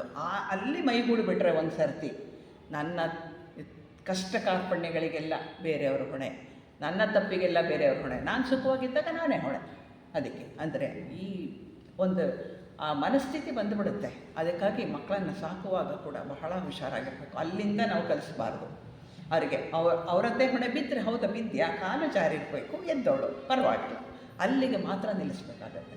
ಅಲ್ಲ, ಇದೆಲ್ಲ ಎಷ್ಟು ಸಣ್ಣ ವಿಷಯಗಳು ಅನಿಸ್ಬೋದಲ್ವ. ನಾವುಗಳು ಮಾಡಿರೋದು ಅದೇನೆ, ಹೇಳ್ಕೊಟ್ಟ ನೆಲ ಸರಿಯಾಗಿಲ್ಲ, ಇದನ್ನು ನಾವು ಮಾಡಿದ್ದೇವೆ. ಇದನ್ನು ಸ್ವಲ್ಪ ಆಲೋಚನೆ ಮಾಡಿದಾಗ ಇದೆಲ್ಲವೂ ಕೂಡ ಹೊರಗಡೆ ಬರುತ್ತೆ. ಹಾಗೆ ನಾವು ಎಷ್ಟು ಹುಷಾರಾಗಿರಬೇಕು ಅಂತ ಹೇಳಿದರೆ, ಸದಾಕಾಲ ಸಜ್ಜನರ ಪ್ರಭಾವಳಿಯಲ್ಲೇ ಇರುವಂತಹ ಒಂದು ಪ್ರಯತ್ನವನ್ನು ಮಾಡಿದಾಗ ಬಹಳ ಮುಂದುವರಿಯೋದಕ್ಕೆ ಸಾಧ್ಯ ಆಗತ್ತೆ. ಇನ್ನೊಂದು ಶ್ಲೋಕ ನೋಡೋಣ, ಇನ್ನೊಂದು ವಚನ ನೋಡೋಣ. ಚನ್ನಬಸವಣ್ಣ ಅವ್ರು ಹೇಳ್ತಾರೆ, ಕಾಯ ಬ್ರಹ್ಮಚಾರಿಯಾದೊಡೆನಯ್ಯ, ಆಸೆ ಬ್ರಹ್ಮಚಾರಿಯಾಗದನ್ನಕ್ಕರ, ಶಬ್ದ ಮೌನಿಯಾದೊಡೆಯನಯ್ಯ, ನೆನಹು ಮೌನಿಯಾಗದನ್ನಕ್ಕ, ತಾನು ಬೋಳಾದೊಡೆಯನಯ್ಯ, ಮನ ಬೋಳಾಗದನ್ನಕ್ಕ, ಇದು ಕಾರಣ ನಿಮ್ಮ ಶರಣ ಸ್ಥಳ ಆರಿಗೆಯೂ ಅಳವಡದು ಅಂತ ಹೇಳ್ತಾರೆ. ಅಂದರೆ ಸುಲಭವಾಗಿ ಅರ್ಥ ಆಗುವಂಥದ್ದು. ನಾನು ಬಹಳ ಬ್ರಹ್ಮಚಾರಿ, ನನಗೇನೂ ಇದಿಲ್ಲ ಅಂತ ಹೇಳಿ ನಾವು ಬ್ರಹ್ಮಚಾರಿ ಆಚರಿಸ್ತೇವೆ ಅಂತ ಹೇಳ್ಕೊತೇವೆ. ಆದರೆ ನಿಮ್ಮ ಮನಸ್ಸಿನಲ್ಲಿ ಆಸೆ ಇದೆಯಾ ಇಲ್ವಾ? ಅದ್ರ ಬಗ್ಗೆ ಗಮನ ಕೊಡಬೇಕು. ಆ ಮನಸ್ಸು ಕೂಡ ಆಸೆ ರಹಿತವಾಗಿದ್ದಾಗ ಮಾತ್ರವೇ ಬ್ರಹ್ಮಚರ್ಯ, ಇಲ್ಲದೇ ಇದ್ದರೆ ಬ್ರಹ್ಮಚರ್ಯ ಅಲ್ಲ ಅದು ಅಂತ ಹೇಳ್ತಾರೆ. ಹಾಗೆ ಶಬ್ದ ಮೌನಿಯಾದೊಡೇನು ಮಾತಾಡಲ್ಲ. ಎಷ್ಟೋ ಜನ ಇವತ್ತು ಗುರುವಾರ ಮಾತಾಡಲ್ಲ, ಇವತ್ತು ಶನಿವಾರ ಮಾತಾಡಲ್ಲ ಅಂತ ಮೌನವನ್ನು ಆಚರಣೆ ಮಾಡ್ತಾರೆ. ಆದರೆ ಯಾರೋ ಬಂದರು, ಏನು ಮಾಡೋಕ್ಕಾಗತ್ತೆ? ಅವಾಗ ಒಂದು ಪೇಪರ್ ತೊಗೊಂಡು ಬರೆದು ಅವ್ರನ್ನ ಮಾತಾಡಿಸ್ತಾರೆ. ಹೇಗಿದ್ದೀರಾ, ಬನ್ನಿ ಕೂತ್ಕೊಳ್ಳಿ, ಎಲ್ಲ ಬರೆದು ಇಲ್ಲ ಕೈಯಲ್ಲಿ ತೋರಿಸಿ. ಈಗ ಮಾತಿಗಿಂತ ಹೆಚ್ಚಲ್ವ ಅದು? ಮನಸ್ಸು ಮೌನ ಆಗಿದೆಯಾ? ಇಲ್ಲಿ ಹೇಳ್ತಾರೆ, ಶಬ್ದ ಮೌನಿಯಾದೊಡೇನಯ್ಯ ನೆನಪು ಮೌನಿಯಾಗದನ್ನಕ್ಕ. ಆ ಒಳಗೆ ನೆನಪು ಇದೆಯಲ್ವಾ, ನೆನಪು ಎಷ್ಟು ನೆನಪು ತುಂಬಿಕೊಂಡಿದೆ, ಯಾವ್ಯಾವ ಜನ್ಮದ್ದು ತುಂಬಿಕೊಂಡಿದೆ ಗೊತ್ತಿಲ್ಲ. ಸಣ್ಣ ವಯಸ್ಸಿಂದು, ಇದ್ರದ್ದು, ಹಳೇದು ಎಲ್ಲದೂ ನಮ್ಮ ಪ್ಯಾಂಡೋರಾ ಬಾಕ್ಸ್ ಅದು. ನಮ್ಮ ಮನಸ್ಸು ಅನ್ನುವಂಥದ್ದು ತೆಗೆದ್ರೆ ಆಹಾ ಏನೇನು ಈಚೆ ಬರ್ತದೋ, ಭಯ ಆಗುವಂಥದ್ದೆಲ್ಲ ಈಚೆ ಬರ್ತದೆ. ಅದನ್ನ ಹೊರ ಹಾಕುವವರೆಗೆ ನಮಗೆ ಮುಕ್ತಿ ಇಲ್ಲ. ಆ ಪ್ಯಾಂಡೋರಾ ಬಾಕ್ಸ್ ಇದೆಯಲ್ಲ, ಅದು ಖಾಲಿ ಆಗಬೇಕು. ಆ ಕೆಲಸ ನಾವು ಮಾಡಬೇಕು. ಅದಕ್ಕೆ ಏನು ಅಂದರೆ ಆನಾಪಾನ ಇಂಥದ್ದನ್ನು ಧ್ಯಾನ ಇದನ್ನು ಮಾಡ್ತಾ ಹೋದಾಗ ಮಾತ್ರವೇ ಖಾಲಿಯಾಗುವಂತಹದ್ದು. ಹಾಗೆ ನೆನಪು ಮೌನವಾಗಿ ತನು ಬೋಳಾದೊಡೇನಯ್ಯ ಮನ ಬೋಳಾಗದನ್ನಕ್ಕರ, ಅದರ ಮನಸ್ಸು ಪೂರ್ತಿಯಾಗಿ ಖಾಲಿಯಾಗಿಬಿಡಬೇಕು ಅಂತ ಹೇಳ್ತಾರೆ. ಅಂದರೆ ಬರೀ ನಾನು ಬ್ರಹ್ಮಚಾರಿ ಅಂತ ಹೇಳ್ಕೊಂಡ್ರೆ ಸಾಲಲ್ಲ, ನಮ್ಮ ಆಸೆಗಳು ನಿಲ್ಲಬೇಕು. ಆಸೆ ನಿಂತಾಗ ಬ್ರಹ್ಮಚಾರಿ ಅಂದ್ರೇನು? ಬ್ರಹ್ಮವನ್ನು ಆಚರಿಸುವವನು ಬ್ರಹ್ಮಚಾರಿ. ಅಂದರೆ ಸದಾಕಾಲ ದೇವರ ಹತ್ತಿರ ಇರುವಂಥವನು, ದೇವರನ್ನೇ ನೆನಪಿಸ್ಕೊಂಡು ದೇವರ ಹತ್ತಿರವೇ ವಾಸ ಮಾಡುವಂಥವನು. ಅವನಿಗೆ ಆಸೆ ಇದ್ದರೆ ಅವನು ಇರೋಕ್ಕಾಗದೇ ಇಲ್ಲ, ಬ್ರಹ್ಮಚಾರಿ ಅಂತ ಹೇಳೋಕ್ಕೆ ಸಾಧ್ಯ ಇಲ್ಲ. ಆದರೆ ನೀವು ಮೌನ ಆಗಿರ್ಬೋದು, ಆದರೆ ನಿಮ್ಮ ನೆನಪುಗಳು ಮೌನ ಆಗಿರೋದಿಲ್ಲ. ಹಾಗಾಗಿ ನನಗೆ ಅದು ಬೇಡ ಇದು ಬೇಡ ಅಂತ ವೈರಾಗ್ಯ ತಾಳಿದ್ರೇನು? ಮನಸ್ಸು ಪೂರ್ತಿಯಾಗಿ ಮೌನ ಆಗಬೇಕು, ಆಗ ಮಾತ್ರ ನಿಜವಾದ ವೈರಾಗ್ಯ. ಎಂತಹ ಮೌನ ಬೇಕು ಅಂತ ಹೇಳ್ತಾರೆ. ಕೃಷ್ಣಮೂರ್ತಿಯವರು ಚಿಕ್ಕವರಾಗಿದ್ದಾಗ ಎಂತಹ ಮೌನದಲ್ಲಿ ಇರ್ತಾಯಿದ್ರು ಅಂತ ಹೇಳಿದರೆ, ಅವರು ಸ್ಕೂಲ್ಗೆ ಹೋಗಿರೋರು, ಕಳಿಸಿರೋರು ಅವ್ರ ತಂದೆ ಅಲ್ಲಿ ಕೂತಿದ್ರೆ ಅವ್ರಿಗೇನೂ ಗೊತ್ತಾಗ್ತಾನೆ ಇರಲಿಲ್ಲ, ಅಷ್ಟು ಮೌನ. ಅಂತಹ ಒಂದು ಮೌನವೇ ಘನ ಅಂತಹ ಸ್ಥಿತಿನಲ್ಲಿ ಇರ್ತಾಯಿದ್ರು. ಅಂದರೆ ಯಾವ ಥಾಟು ಅವ್ರಿಗೆ ಬರ್ತಾನೆ ಇರಲಿಲ್ಲವಂತೆ. ಒಂದು ವಾರದಲ್ಲಿ ಒಂದು ಥಾಟ್ ಬಂದರೆ ಹೆಚ್ಚಂತೆ. ಅಂತಹ ಘನ ಮೌನದಲ್ಲಿ ಅವ್ರು ಇರ್ತಾಯಿದ್ರು. ಅಂದರೆ ಅವರ ಹಿಂದಿನ ಸಾಧನೆ ಏನೇನು ಇರಬಹುದು ಅಂತ ಹೇಳಿ ನಾವು ಯೋಚನೆ ಮಾಡಬಹುದು. ಹಾಗೆ ಮೌನ ತಾಳಬೇಕಾಗತ್ತೆ, ಮನಸ್ಸು ಮೌನ ಆಗಬೇಕಾಗತ್ತೆ.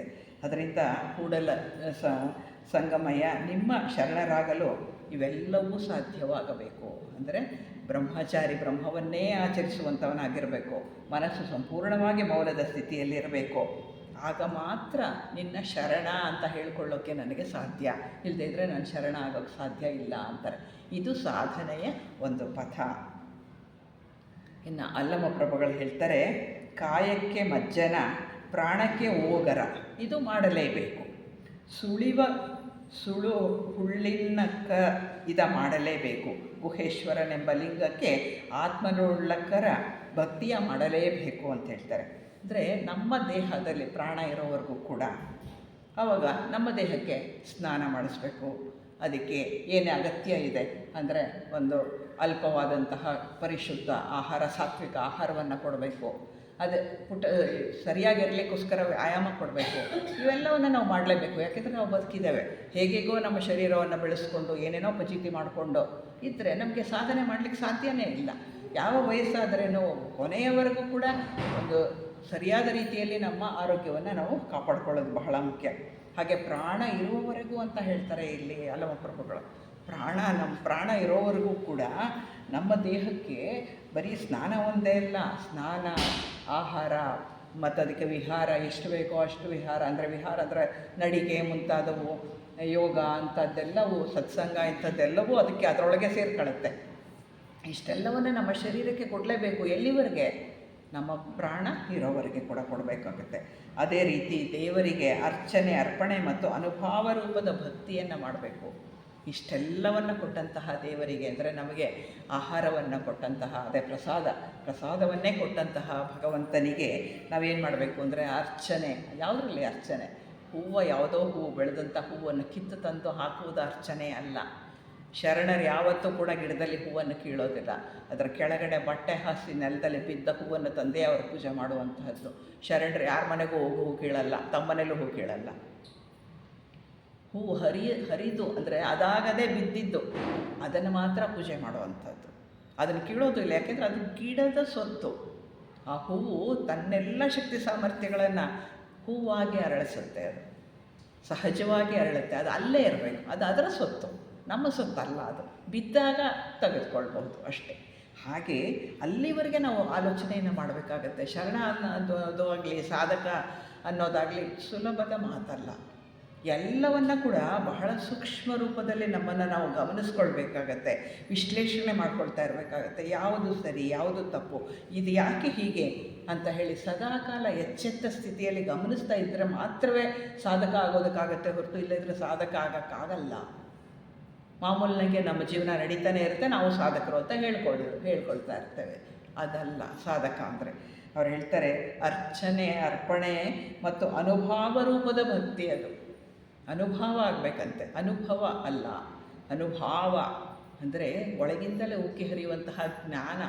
ಆ ಜ್ಞಾನ ಭಕ್ತಿ ರೂಪದಲ್ಲಿ ಅದನ್ನು ಶಿವನಿಗೆ ಅರ್ಪಣೆ ಮಾಡಬೇಕು ಅಂತ ಹೇಳ್ತಾರೆ. ಆವಾಗ ಸರಿಯಾದ ಜೀವನಕ್ಕೆ ಸ್ನಾನ, ಭೋಜನ ಹೇಗೆ ಅವಶ್ಯಕವೋ ಅದೇ ರೀತಿ ದಿವ್ಯ ಜೀವನಕ್ಕೆ ಕ್ರಿಯಾ ಮತ್ತು ಜ್ಞಾನಾತ್ಮಕ ಭಕ್ತಿ ಇವಿಷ್ಟು ಅವಶ್ಯಕ.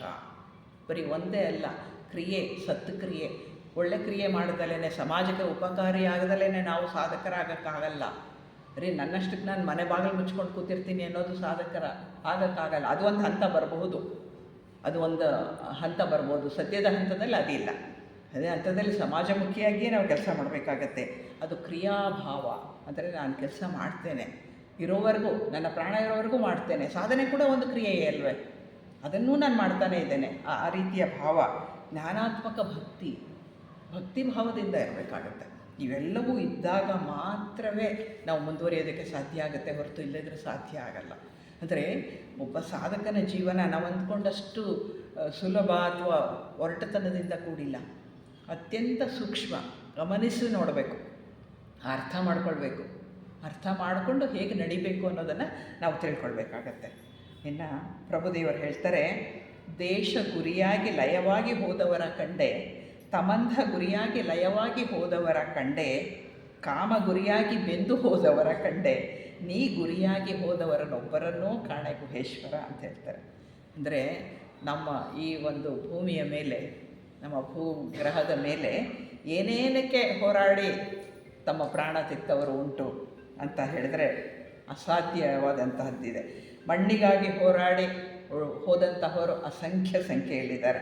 ಅಂದರೆ ಚಕ್ರವರ್ತಿಗಳು, ರಾಜ ಮಹಾರಾಜರುಗಳು ಏನೆಲ್ಲ ಬಂದು ನನಗಿಷ್ಟೂ ದೇಶ ಬೇಕು, ಇಷ್ಟೂ ಪ್ರಪಂಚ ಬೇಕು, ಅದೂ ಬೇಕು, ಇದೂ ಬೇಕು ಅಂತ ಹೇಳಿ ಎಲ್ಲವನ್ನ ಮಾಡಿಕೊಂಡು ಏನಾದರೂ ಹೊರಟೆ ಹೋದರು. ಆಚೆ ಅಲ್ಲಿ ಬ್ಯಾಗ್. ಅದರಿಂದ ಮಣ್ಣಿಗಾಗಿ ಹೋರಾಡಿದವರು ಅವರೆಲ್ಲ. ಮಣ್ಣು ಬೇಕು, ಅದೂ ಬೇಕು, ಎಲ್ಲ ರಾಜ್ಯವೂ ಬೇಕು, ಭಾರತವೂ ಬೇಕು, ಎಲ್ಲದೂ ಬೇಕು. ಎಷ್ಟು ಜನ ದಂಡೆತ್ತಿ ಬಂದರು, ನಮ್ಮ ಸಂಸ್ಕೃತಿಯನ್ನು ಹೇಗೆ ಹಾಳು ಮಾಡಿದ್ರು ನಮಗೆ ಗೊತ್ತಿರೋ ಅಂಥ ವಿಷಯ. ಹೀಗಾಗಿ ಅದರಿಂದ ತುಂಬ ಜನ ಆ ಥರ ಎಲ್ಲರೂ ಹೋದರು, ಯಾರೂ ಉಳಿಲಿಲ್ಲ. ಯಾರ ಅಲೆಕ್ಸಾಂಡರ್ ಉಳಿದಿದ್ದಾನ, ಅಕ್ಬರ್ ಉಳಿದಿದ್ದಾನ, ಯಾರಾದರೂ ಉಳಿದಿದ್ದಾರ? ಯಾರೂ ಉಳಿದಿಲ್ಲ. ಎಲ್ಲರೂ ಕೂಡ ಅವರವರ ವೇಳೆ ಬಂದ ಕೂಡಲೇ ಹೊರಟು ಹೋಗೋದೆ. ನಂದು ಇಷ್ಟು, ನಂದು ಅಷ್ಟು, ಎಷ್ಟೂ ಇಲ್ಲ, ಅವನು ಇಷ್ಟೇ. ಅವನ ಶರೀರ ಎಷ್ಟಿದೆ ಅಷ್ಟೇ ಅವನದು. ಅದೂ ಹೇಳ್ತಾರೆ, ಭೂಮಿನಲ್ಲಿ 7 ಒಂದರ ಮೇಲೊಂದು 7 ಇದನ್ನು ಸ್ಕೆಲಿಟನ್ಗಳನ್ನ ಆಗಿ ಹೋಗಿದೆ ಆಗಲೇ ಅಂತ ಹೇಳ್ತಾರೆ. ಇನ್ನು ಮುಂದೆ ಎಷ್ಟು ಹಾಕಲಿಕ್ಕಿದೆ ಗೊತ್ತಿಲ್ಲ. ಇಷ್ಟು ಜನ ಹೋಗಿದ್ದಾರೆ ಆಗಲೇ. ಅದಕ್ಕೆ ಹೇಳ್ತಾರೆ, ಅದು ಹೋದವರನ್ನು ನೋಡಿದ್ದೀನಿ. ಮತ್ತು ಅಜ್ಞಾನದಿಂದ ಅನೇಕ ವ್ಯಸನಗಳಿಗೆ ಬಲಿಯಾಗಿ, ಅದು ಬೇಕು, ಇದು ಬೇಕು, ಏನೋ ಡ್ರಗ್ಸ್ ತೊಗೊಳೋದು ಅಂತ ಇದಂತೆ ಏನೇನೇನೇನೋ ಪ್ರಪಂಚದಲ್ಲಿ ಇದೆ, ಅದೆಲ್ಲದಕ್ಕೂ ಬಲಿಯಾಗಿ ಎಲ್ಲರೂ ಬಲಿಯಾಗಿ ಹಾಳಾಗಿ ಹೋಗ್ತಾ ಇದ್ದಾರೆ. ಅಸಂಖ್ಯ ಜನರು ಅಂದರೆ ತಮ್ಮ ಆಸೆಗಳನ್ನು ತೀರಿಸ್ಕೊಳ್ಳಿಕ್ಕೆ ಇಡೀ ಜನ್ಮವನ್ನೇ ಹಾಳು ಮಾಡಿಕೊಂಡವರು, ಅದನ್ನು ಉದ್ಧಾರ ಆದವರಲ್ಲ, ಹಾಳು ಮಾಡಿಕೊಂಡವರನ್ನು ಅನೇಕ ಜನರನ್ನು ಕಂಡೆ. ಆದರೆ ದೇವರಿಗಾಗಿ, ನಿನಗಾಗಿ ನಾನು ಅಂತ ಹೇಳಿ ಬದುಕಿದವರನ್ನು ಕಾಣೆ ಅಂತ ಹೇಳ್ತಾರೆ. ಹಾಗೆ ಬದುಕಿದವರು ಇದ್ದರು. ಅಲ್ಲಮ್ಮ ಪ್ರಭುಗಳು, ಬಸವಣ್ಣ ಅವರು, ಅಕ್ಕಮಹಾದೇವಿಯವರು, ಬೇಕಾದಷ್ಟು ಜನ ಇದ್ದರು. ಅವರಿಗಾಗಿ ಬದುಕಿದಂತಹವರು. ಅವ್ರು ಹೇಳ್ತಾರೆ, ಅಪರೂಪ ಅಂಥವ್ರನ್ನ ಸಿಗೋದು ಅಪರೂಪ, ಅಂಥವ್ರು ಕಾಣಿಸ್ಬೋದು ಬಹಳ ಅಪರೂಪ ಅಂತ ಹೇಳ್ತಾರೆ. ಅಂದರೆ ಇಲ್ಲಿ ಸಾಧನೆಯ ಮಾರ್ಗ ಏನು ಅಂತ ಹೇಳಿದ್ರೆ, ಮನಸ್ಸಿನಲ್ಲಿ ಯಾವ ಆಸೆಯೂ ಬೇಡ, ಏನಿದೆ ಅದನ್ನು ಅನುಭವಿಸೋಣ, ಅದರಲ್ಲಿ ತಪ್ಪಿಲ್ಲ. ಇಷ್ಟಿದೆ ನಮಗೆ, ಅದನ್ನು ಅನುಭವಿಸೋಣ ಅಷ್ಟೇ. ಅದನ್ನು ಬಿಟ್ಟು ನನಗಿನ್ನೂ ಬೇಕು, ಅದು ಬೇಕು, ಇದು ಬೇಕು, ಎಷ್ಟು ಮಾಡಿದರೂ ಕೂಡ ನಾವು ಬರೀ ಅತಿಥಿಗಳು ಈ ಪ್ರಪಂಚಕ್ಕೆ. ಹುಟ್ಟಿದಾಗ ಬರ್ತೀವಿ, ಹೋಗುವಾಗ ಹೊರಟೋಗ್ತೀವಿ. ಹೋಗುವಾಗ ಯಾರಾದರೂ ಏನಾದರೂ ತೊಗೊಂಡೋಗಿದ್ದಾನೆ ಯಾರಾದರೂ ನೋಡಿದ್ದೀರಾ? ಏನೂ ತೊಗೊಂಡು ಹೋಗ್ಲಿಕ್ಕಾಗಲ್ಲ. ತಮ್ಮ ಸಾಧನೆಯನ್ನು ಬಿಟ್ಟು, ತಮ್ಮ ಒಳಿತು ಕೆಡುಕುಗಳನ್ನು ಬಿಟ್ಟು, ತಮ್ಮ ಮನಸ್ಸಿನಲ್ಲಿರೋ ಏನೇನು ನಾವು ತುಂಬಿಕೊಂಡಿದ್ದೀವಿ ಅದನ್ನು ಬಿಟ್ಟು ಅದು ಮಾತ್ರ ತೊಗೊಂಡೋಗ್ತೀವಿ. ಅದೇ ನಮ್ಮ ಬುತ್ತಿ, ನಮ್ಮ ಗಂಟು. ಅದಕ್ಕಾಗಿ ಎಷ್ಟು ಹುಷಾರಾಗಿರಬೇಕು ಅಂತ ಹೇಳಿದ್ರೆ, ಆ ಬುತ್ತಿಯನ್ನು ಕರಗಿಸ್ಕೊಳ್ಬೇಕು. ಮತ್ತು ಹೊಸದನ್ನಾಗಿ ಏನನ್ನು ಮಾಡಬೇಕೋ ಅದನ್ನು ಮಾಡ್ತಾ ಹೋಗಬೇಕು, ಸಾಧನೆಯನ್ನು ಮಾಡ್ತಾ ಹೋಗಬೇಕು. ಆದಷ್ಟು ಜನ್ಮಗಳನ್ನು ಕಡಿಮೆ ಮಾಡಿಕೊಳ್ಬೇಕು. ಇದೇ ಜನ್ಮದಲ್ಲೇ ಸಾಧ್ಯವಾದರೆ ಮುಕ್ತಿಯ ಕಡೆಗೆ ಪ್ರಯಾಣವನ್ನು ಮಾಡೋ ಒಂದು ಕ್ರಿಯೆಯನ್ನು ಕೈಗೊಳ್ಳಬೇಕು. ಅದು ನಿಜವಾದ ಸಾಧನಾ ಪಥ. ಆ ಸಾಧನೆಯನ್ನು ಕೈಗೊಳ್ಳಿ ಅಂತ ಹೇಳಿ ಬುದ್ಧರು ಹೇಳ್ತಾರೆ, ಶರಣರು ಅದನ್ನೇ ಹೇಳ್ತಾರೆ. ಅಲ್ಲಮ ಪ್ರಭುಗಳು ಹೇಳ್ತಾರೆ, ಎಣ್ಣೆ ಬೇರೆ ಬತ್ತಿ ಬೇರೆ. ಎಷ್ಟು ಚೆನ್ನಾಗಿದೆ ಗೊತ್ತಾ ಇದು? ಎಣ್ಣೆ ಯಾವುದೋ ಎಲ್ಲಿಂದನೋ ಬಂದದ್ದು, ಬತ್ತಿ ಅದೇ ಬೇರೆ ಕಡೆ, ಆ ದೀಪ ಅದು ಇನ್ನೆಲ್ಲಿಂದನೋ, ಮಣ್ಣು ಅದು ಬೇರೆ ಬೇರೆ. ಎರಡೂ ಕೂಡಿ ಸೊಡರಾಯಿತು. ಅದೆರಡು ಸೇರುತ್ತೆ. ಎಣ್ಣೆ ಬತ್ತಿ ಸೇರಿದ್ರೇ ದೀಪ ಅಂಟ್ಕೊಳ್ಳೋದಕ್ಕೆ ಸಾಧ್ಯ. ಸೊಡರಾಯಿತು. ಪುಣ್ಯ ಬೇರೆ ಪಾಪ ಬೇರೆ, ಎರಡೂ ಕೂಡಿ ಒಡಲಾಯಿತು. ಈ ಶರೀರ ಪಾಪ ಪುಣ್ಯ ಎರಡರಿಂದನೂ ಆಗಿರುವಂಥದ್ದು, ಬರೀ ಪುಣ್ಯದಿಂದ ಆಗಿಲ್ಲ ಇದು. ಯಾಕೆಂದರೆ ಮಾಡಿದಂತಹ ಪಾಪದ್ದು ಪಾಲಿದೆ. ಹಾಗೆ ಎರಡೂ ಕೂಡಿ ಒಡಲಾಯಿತು.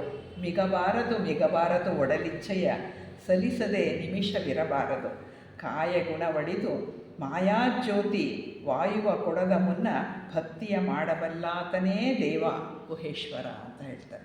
ಅಂದರೆ ಅವ್ರು ಹೇಳ್ತಾರೆ, ಎಣ್ಣೆ ಬೇರೆ ಬತ್ತಿ ಬೇರೆ. ಅವೆರಡು ಕೂಡಿದ್ರೆ ಮಾತ್ರ ದೀಪ ಆಗೋಕ್ಕೆ ಸಾಧ್ಯ. ಅವೆರಡು ಒಂದಕ್ಕೊಂದಕ್ಕೆ ಬರಬೇಕು, ಆಮೇಲೆ ದೀಪವನ್ನು ಅಂಟಿಸ್ಲಿಕ್ಕೆ ಸಾಧ್ಯ ಆಗತ್ತೆ, ಉರಿಯುತ್ತೆ, ಅದು ದೀಪ ಆಗತ್ತೆ. ಅದೇ ರೀತಿ ಸುಕೃತ ಮತ್ತು ದುಷ್ಕೃತ ಅದು ಇದ್ದರೇ ನಾವು ಜನ್ಮ ತಗೊಳಕ್ಕಾಗೋದು. ಅಂದರೆ ನಮ್ಮ ಕರ್ಮಶೇಷಗಳು ಉಳಿದಿದ್ದರೆ ನಮಗೆ ಜನ್ಮ ಸಿಗತ್ತೆ, ಇಲ್ಲದಿದ್ದರೆ ಸಿಗಲ್ಲ. ಅದನ್ನು ಗಡಿವಿಜಿಯವರು ಹೇಳ್ತಾರೆ, ಕರ್ಮ ಋಣ ಶೇಷಗಳು ಉಳಿಯದಿರೇ ಬಿತ್ತಾಗಿ ಬ್ರಹ್ಮನ ಉದ್ಯಾನವನ ಹೆಂಗೆ ಬೆಳೆಯುತ್ತೆ, ಮರಗಳು ಹೆಂಗೆ ಹೇಳುತ್ತೆ ಅಂತ ಹೇಳ್ತಾರೆ. ಎಷ್ಟು ಸತ್ಯವಾದಂಥ ವಿಷಯ. ಕರ್ಮ ಇರೋದಕ್ಕೆ ನಾವು ಹುಟ್ಟಿರೋದು, ಅದನ್ನು ಮುಗಿಸ್ಲಿಕ್ಕೆ ಮತ್ತು ಹೊಸದನ್ನು ಸರಿಯಾದ ರೀತಿಯಲ್ಲಿ ಸರಿಯಾದ ಕರ್ಮವನ್ನು ಮಾಡ್ಕೊಳ್ಳಿಕ್ಕೋಸ್ಕರ. ಹಾಗಾಗಿ ಆ ಸುಕೃತ ಮತ್ತು ದುಷ್ಕೃತಗಳ ಸಂಯೋಜನೆಯಿಂದ ನಮ್ಮ ಜನನ, ನಮಗೆ ಈ ಒಡಲು ಅಂದರೆ ಈ ಶರೀರ ಸಿಗುವಂಥದ್ದು, ಈ ಶರೀರ ರೂಪುಗೊಳ್ಳೋದೇ ಅವೆರಡರಿಂದ ಅಂತ ಹೇಳ್ತಾರೆ. ಹಾಗಾಗಿ ನಮ್ಮ ಬದುಕು ಪ್ರಾರಂಭ ಆಗುತ್ತೆ. ಜೀವಾತ್ಮ ಸುಖ ದುಃಖಗಳನ್ನು ಅನುಭವಿಸ್ತಾನೆ, ಜೀವಾತ್ಮ ಎರಡನ್ನೂ ಅನುಭವಿಸ್ತಾನೆ. ತನ್ನ ಆಸೆಗಳನ್ನು ಪೂರೈಸುವತ್ತ ಅವುಗಳಲ್ಲೇ ಮಗ್ನನಾಗ್ತಾನೆ ದೇಹಾತ್ಮ. ಅವಾಗೇನು ಮಾಡ್ತಾನೆ ಅಂದರೆ, ಅವನ ಒಡಲಿನ ಶಕ್ತಿ ಸಾಮರ್ಥ್ಯಗಳು ಹೊಂದಿ ಹೋಗಿ ಅವನು ಅಂದರೆ ಈ ಒಂದು ಶರೀರ ಏನಿದೆ ಇದು ದೇಹಾತ್ಮ, ಅದು ಪಂಚಭೂತಗಳಲ್ಲಿ ಲೀನವಾಗುವ ಮುನ್ನ ಎಚ್ಚರಗೊಳ್ಳಬೇಕು ಅಂತ ಹೇಳ್ತಾರೆ. ಅಂದರೆ ಈಗ ನಾವಾಗಲೇ ಬಂದ್ಬಿಟ್ಟಿದ್ದೇವೆ, ನಾವು ಸುಕೃತನೂ ಇದೆ, ನಮ್ಮಲ್ಲಿ ದುಷ್ಕೃತನೂ ಇದೆ, ಎರಡೂ ಸೇರಿ ಈ ಒಂದು ಒಡಲಾಗಿದೆ. ಈಗೇನು ಮಾಡ್ತೀವಿ, ನಮ್ಮ ದೇಹಾತ್ಮ ಏನು ಮಾಡುತ್ತೆ, ಸುಖನೂ ಅನುಭವಿಸುತ್ತೆ, ಕಷ್ಟನೂ ಅನುಭವಿಸುತ್ತೆ. ಯಾಕೆಂದರೆ ನಮ್ಮ ಕರ್ಮಾನುಸಾರ ಸುಖ ದುಃಖಗಳು ಬರುವಂಥದ್ದು. ಅದೆರಡನ್ನೂ ಪೂರೈಸುತ್ತೆ ಮತ್ತು ಆಸೆಗಳನ್ನು ಪೂರೈಸ್ಕೊಳ್ಳುವ ಪ್ರಯತ್ನ ಮಾಡುತ್ತೆ. ಅವುಗಳಲ್ಲೇ ಮಗ್ನರಾಗಿ ಜೀವನ ಕಳೆಯೋದು ಬೇಡ ಅಂತ ಹೇಳ್ತಾರೆ. ನಿಮ್ಮ ಆಸೆಗಳನ್ನು ತೀರಿಸಿಕೊಳ್ಳುವತ್ತಲೇ ಹೋಗಿ, ಅದಾಗಿಲ್ಲ ಇದಾಗಿಲ್ಲ, ಇದು ಮಾಡಬೇಕಾಗಿತ್ತು, ಅದು ಮಾಡಬೇಕಾಯ್ತು, ಇದು ಕೊಂಡ್ಕೋಬೇಕು, ಅದು ಇದು ಯಾವುದು ಬೇಡ. ಅದಕ್ಕೆ ಅದರ ಕಡೆಗೆ ಹೋಗದಲ್ಲೇ ನೀವು ಅವುಗಳಲ್ಲಿ ಮಗ್ನನಾಗಬೇಡ ಅಂತ ಹೇಳಿ, ಅದಕ್ಕೆ ಒಡಲಿನ ಶಕ್ತಿ ಸಾಮರ್ಥ್ಯಗಳು ಕುಂದಿ ಹೋಗಿ ಪಂಚಭೂತಗಳಲ್ಲಿ ಲೀನವಾಗುವ ಮುನ್ನ ಎಚ್ಚರಗೊಳ್ಳಬೇಕು, ಭಕ್ತಿಯ ಪಥವನ್ನು ತುಳಿಯಬೇಕು ಅಂತ ಹೇಳ್ತಾರೆ. ಅಂದರೆ ದೈಹಿಕ ಆಕರ್ಷಣೆಗಳನ್ನು ಮೀರಿ ಒಂದು ಶಿವನತ್ತ ಪ್ರೇಮವನ್ನು ಹರಿಸಬೇಕು ಅಂತ ಹೇಳ್ತಾರೆ. ಅಂದರೆ ದೈಹಿಕ ಆಕರ್ಷಣೆಗೆ ಕೊನೆಯೇ ಇಲ್ಲ. ಒಂದನ್ನು ಮಾಡಿ ಮುಗಿಸಿದ್ರೆ ಅದು ಮುಗೀತು ಅಂತ ಮುಗಿದ್ರೆ ಇನ್ಯಾವ ಆಸೆನೂ ಇಲ್ಲ ಅಂತ ಹೇಳೋಕ್ಕಾಗಲ್ಲ. ಆ ತಕ್ಷಣವೇ 4 ಆಸೆ ಬರುತ್ತೆ. ಆ 4 ಆಸೆನ ಪೂರೈಸೋಕೆ ಹೋದರೆ 10 ಆಸೆ ಬರುತ್ತೆ. ಯಾಕೆಂದರೆ ಹೇಗೂ ಪೂರೈಸ್ತಾರೆ ಅಂತ ಮನಸ್ಸಿಗೆ ಗೊತ್ತಾಗತ್ತಲ್ಲ. ಅದರಿಂದ ಏನು ಮಾಡುತ್ತೆ, ಅದು ಇನ್ನೊಂದಷ್ಟು ಆಸೆಗಳನ್ನ ಹೆಚ್ಚು ಮಾಡ್ತಾ ಹೋಗುತ್ತೆ. ಅಂದರೆ ಆಸೆಗೆ ಅದನ್ನು ಪೂರೈಸಲಿಕ್ಕೆ ಕೊನೆ ಅನ್ನೋದು ಇಲ್ಲ. ಹಾಗಾಗಿ ಆಸೆಯನ್ನು ನಾವು ಪೂರೈಸ್ತೇವೆ ಅಂತ ಹೇಳಿ ಅಂದ್ಕೊಳ್ಳೋದು ಸುಳ್ಳು. ಹಾಗಾಗಿ ಶಿವನತ್ತ ಪ್ರೇಮವನ್ನು ಹರಿಸಿದಾಗ ಮಾತ್ರ ಸಾಧಕನ ಜೀವನ ದೇವನ ಜೀವನ ಆಗತ್ತೆ ಅಂತ ಹೇಳ್ತಾರೆ. ಅಂದರೆ ದೈವತ್ವಕ್ಕೆ ಏರುವಂತಹ ಹಂತಕ್ಕೆ ನಾವು ಹೋಗ್ತೇವೆ ಅನ್ನುವಂಥದ್ದು ಇವರ ಮಾತು.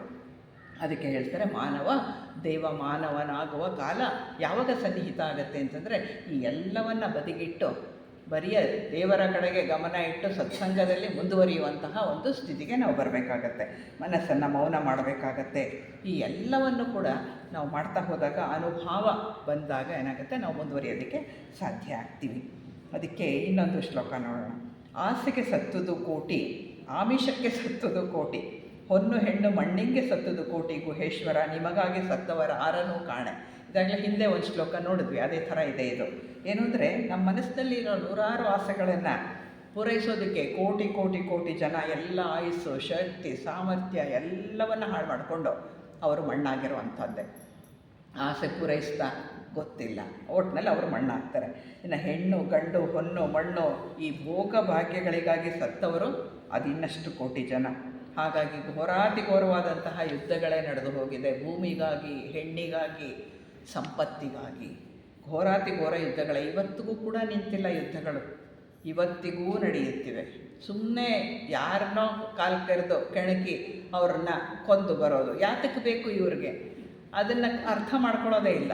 ಹೋಗಿ ಇನ್ನೊಬ್ಬರನ್ನ ಒಂದಷ್ಟು ಮನೆ ಹಾಳು ಮಾಡಿಬಿಟ್ಟು ಬಂದ್ಬಿಡೋದು, ಹೋಗಿ ಅವ್ರು ಒಂದಷ್ಟು ಜನನ ಕೊಂದುಬಿಟ್ಟು ಬಂದ್ಬಿಡೋದು. ಇದು ಈಗ ನಡೀತಿರೋವಂಥದ್ದು. ಅದು ಯುದ್ಧಕ್ಕೆ ಕಾರಣ ಆಗುತ್ತೆ. ಅಂದರೆ ಕಾಲು ಕೆರ್ಕೊಂಡು ಜಗಳ ತೆಗೆಯುವಂತಹ ಮನಸ್ಥಿತಿ. ಈ ಮನಸ್ಥಿತಿಯಿಂದನೇ ಇದೆಲ್ಲ ಆಗ್ತಾ ಇರುವಂತಹದ್ದು.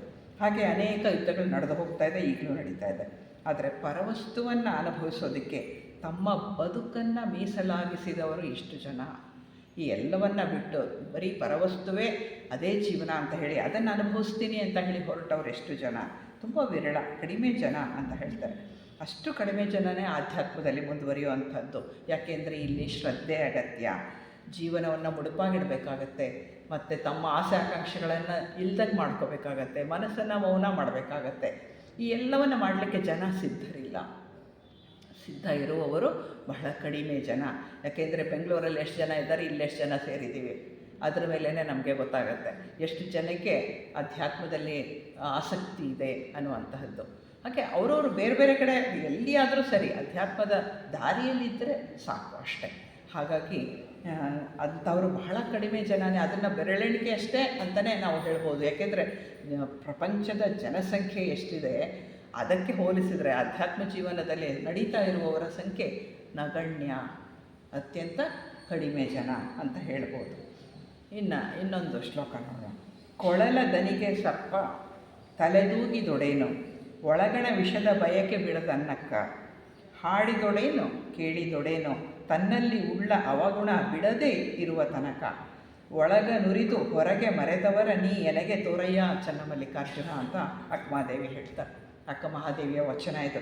ಅವ್ರು ಹೇಳ್ತಾರೆ, ಒಂದು ಕೊಳಲನ್ನು ಅಥವಾ ಪುಂಗಿ ಬಾರಿಸಿದ್ರೆ ಅದು ಹೀಗೆ ಮಾಡೋದ್ರಿಂದ ಅದೇನಾಗುತ್ತೆ, ಒಂದು ಹಾವು ಇದ್ದರೆ ಎದುರಿಗೆ ಅದೇನು ಮಾಡುತ್ತೆ, ಹಾವು ತಲೆದೂಗುತ್ತೆ. ಯಾಕೆಂದರೆ ಅದು ಮೂವ್ಮೆಂಟ್, ಅದಕ್ಕೆ ಕಿವಿ ಇಲ್ಲ, ಆದರೆ ಆ ಮೂವ್ಮೆಂಟಿಗೆ ಅದು ತಾನು ತಲೆಯನ್ನು ಅಳ್ಳಾಡಿಸುತ್ತೆ, ತಲೆದೂಗುತ್ತೆ.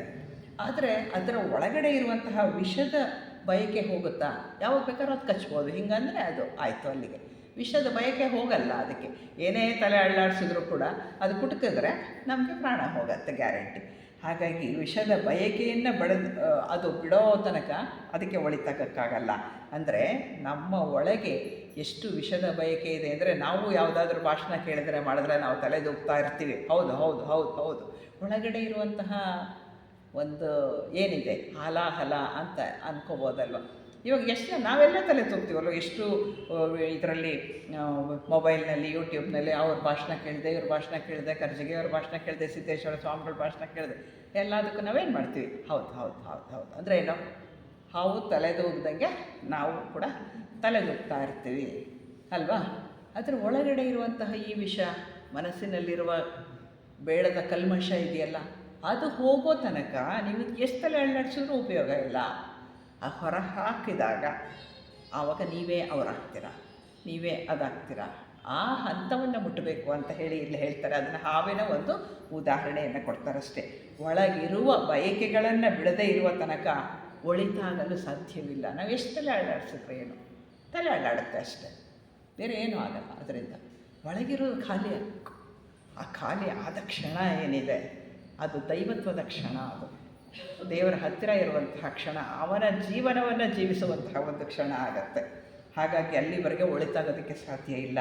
ಅಂದರೆ ನಮ್ಮ ಒಳಗೆ ಅನೇಕ ಬಯಕೆಗಳಿದೆಯಲ್ಲ, ಅದನ್ನು ಇಟ್ಕೊಂಡು ಸತ್ಸಂಗಕ್ಕೆ ಹೋಗಿ ಕೇಳಬೇಡಿ ಅಂತ ಹೇಳಲ್ಲ ಇಲ್ಲೇ. ಕೇಳುವುದರ ಜೊತೆಗೆ ನಿಮ್ಮ ಒಳಗಿರುವ ಬಯಕೆಗಳನ್ನು ನಾಶ ಮಾಡ್ಕೊಳ್ಳೋ ಕಡೆಗೆ ಸಾಧನಾ ಪಥವನ್ನು ಕೈಗೊಳ್ಳಿ. ಕೇಳಬೇಡಿ ಅಂತ ಹೇಳಲಿಲ್ಲ. ಕೇಳದಲ್ಲಿದ್ದರೆ ನಮ್ಗೆ ಅರ್ಥ ಆಗೋದು ಹೇಗೆ? ಜ್ಞಾನ ಮೊದಲು ತಿಳ್ಕೊಳ್ಬೇಕು, ಅದನ್ನು ಆಚರಣೆಗೆ ತರಬೇಕು. ಜ್ಞಾನ ಸುಮ್ಮನೆ ತಿಳ್ಕೊಳ್ಳೋಕ್ಕಲ್ಲ. ಈಗ ನಾನು ಏನೋ ಹೇಳ್ತಾ ಇದ್ದೀನಿ ಅಂತಂದರೆ ಇದನ್ನು ನಾನು ಆಚರಿಸ್ದಲ್ಲೇ ಇದ್ದರೆ ನಂಗೆ ಹೇಳೋಕ್ಕೆ ಅಧಿಕಾರ ಇಲ್ಲ. ಆ ಮಟ್ಟಕ್ಕೆ ನಾನು ಇರಬೇಕು, ಇದ್ದಾಗ ಮಾತ್ರವೇ ನನಗೆ ಹೇಳೋಕ್ಕೆ ಅಧಿಕಾರ ಇರುತ್ತೆ.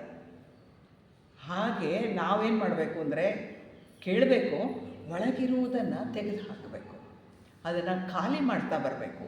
ಇದನ್ನು ಇಲ್ಲಿ ಹೇಳ್ತಾರೆ. ಅದರಿಂದ ಸುಮ್ಮನೆ ತಲೆ ತೂಗಿದ್ರೆ ಫಲ ಇಲ್ಲ, ವಿಷಯಾಸಕ್ತಿಯನ್ನು ಬಿಟ್ಕೊಳ್ಬೇಕು. ಅಲ್ಲಿವರೆಗೆ ಶಿವನ ದಾರಿಯಲ್ಲಿ ಹೋಗೋಕ್ಕೆ ಸಾಧ್ಯ ಇಲ್ಲ, ಶಿವಾನುಭವ ಸಾಧ್ಯ ಇಲ್ಲ ಅಂತ ಹೇಳ್ತಾರೆ. ಅದೇ ರೀತಿ ಒಳ್ಳೆಯ ತತ್ವಪದಗಳನ್ನು ಕೇಳೋದು. ಅವ್ರು ಕೇಳಿದರೆ ಏನು ಅಂದರೆ ಉಪಯೋಗ ಅಂದರೆ ನಮ್ಮಲ್ಲಿನ ಅವಗುಣಗಳು ಹೊರಟು ಹೋಗಿಬಿಡಬೇಕು, ಆ ರೀತಿ ಕೇಳಿಸ್ಕೊಳ್ಬೇಕು.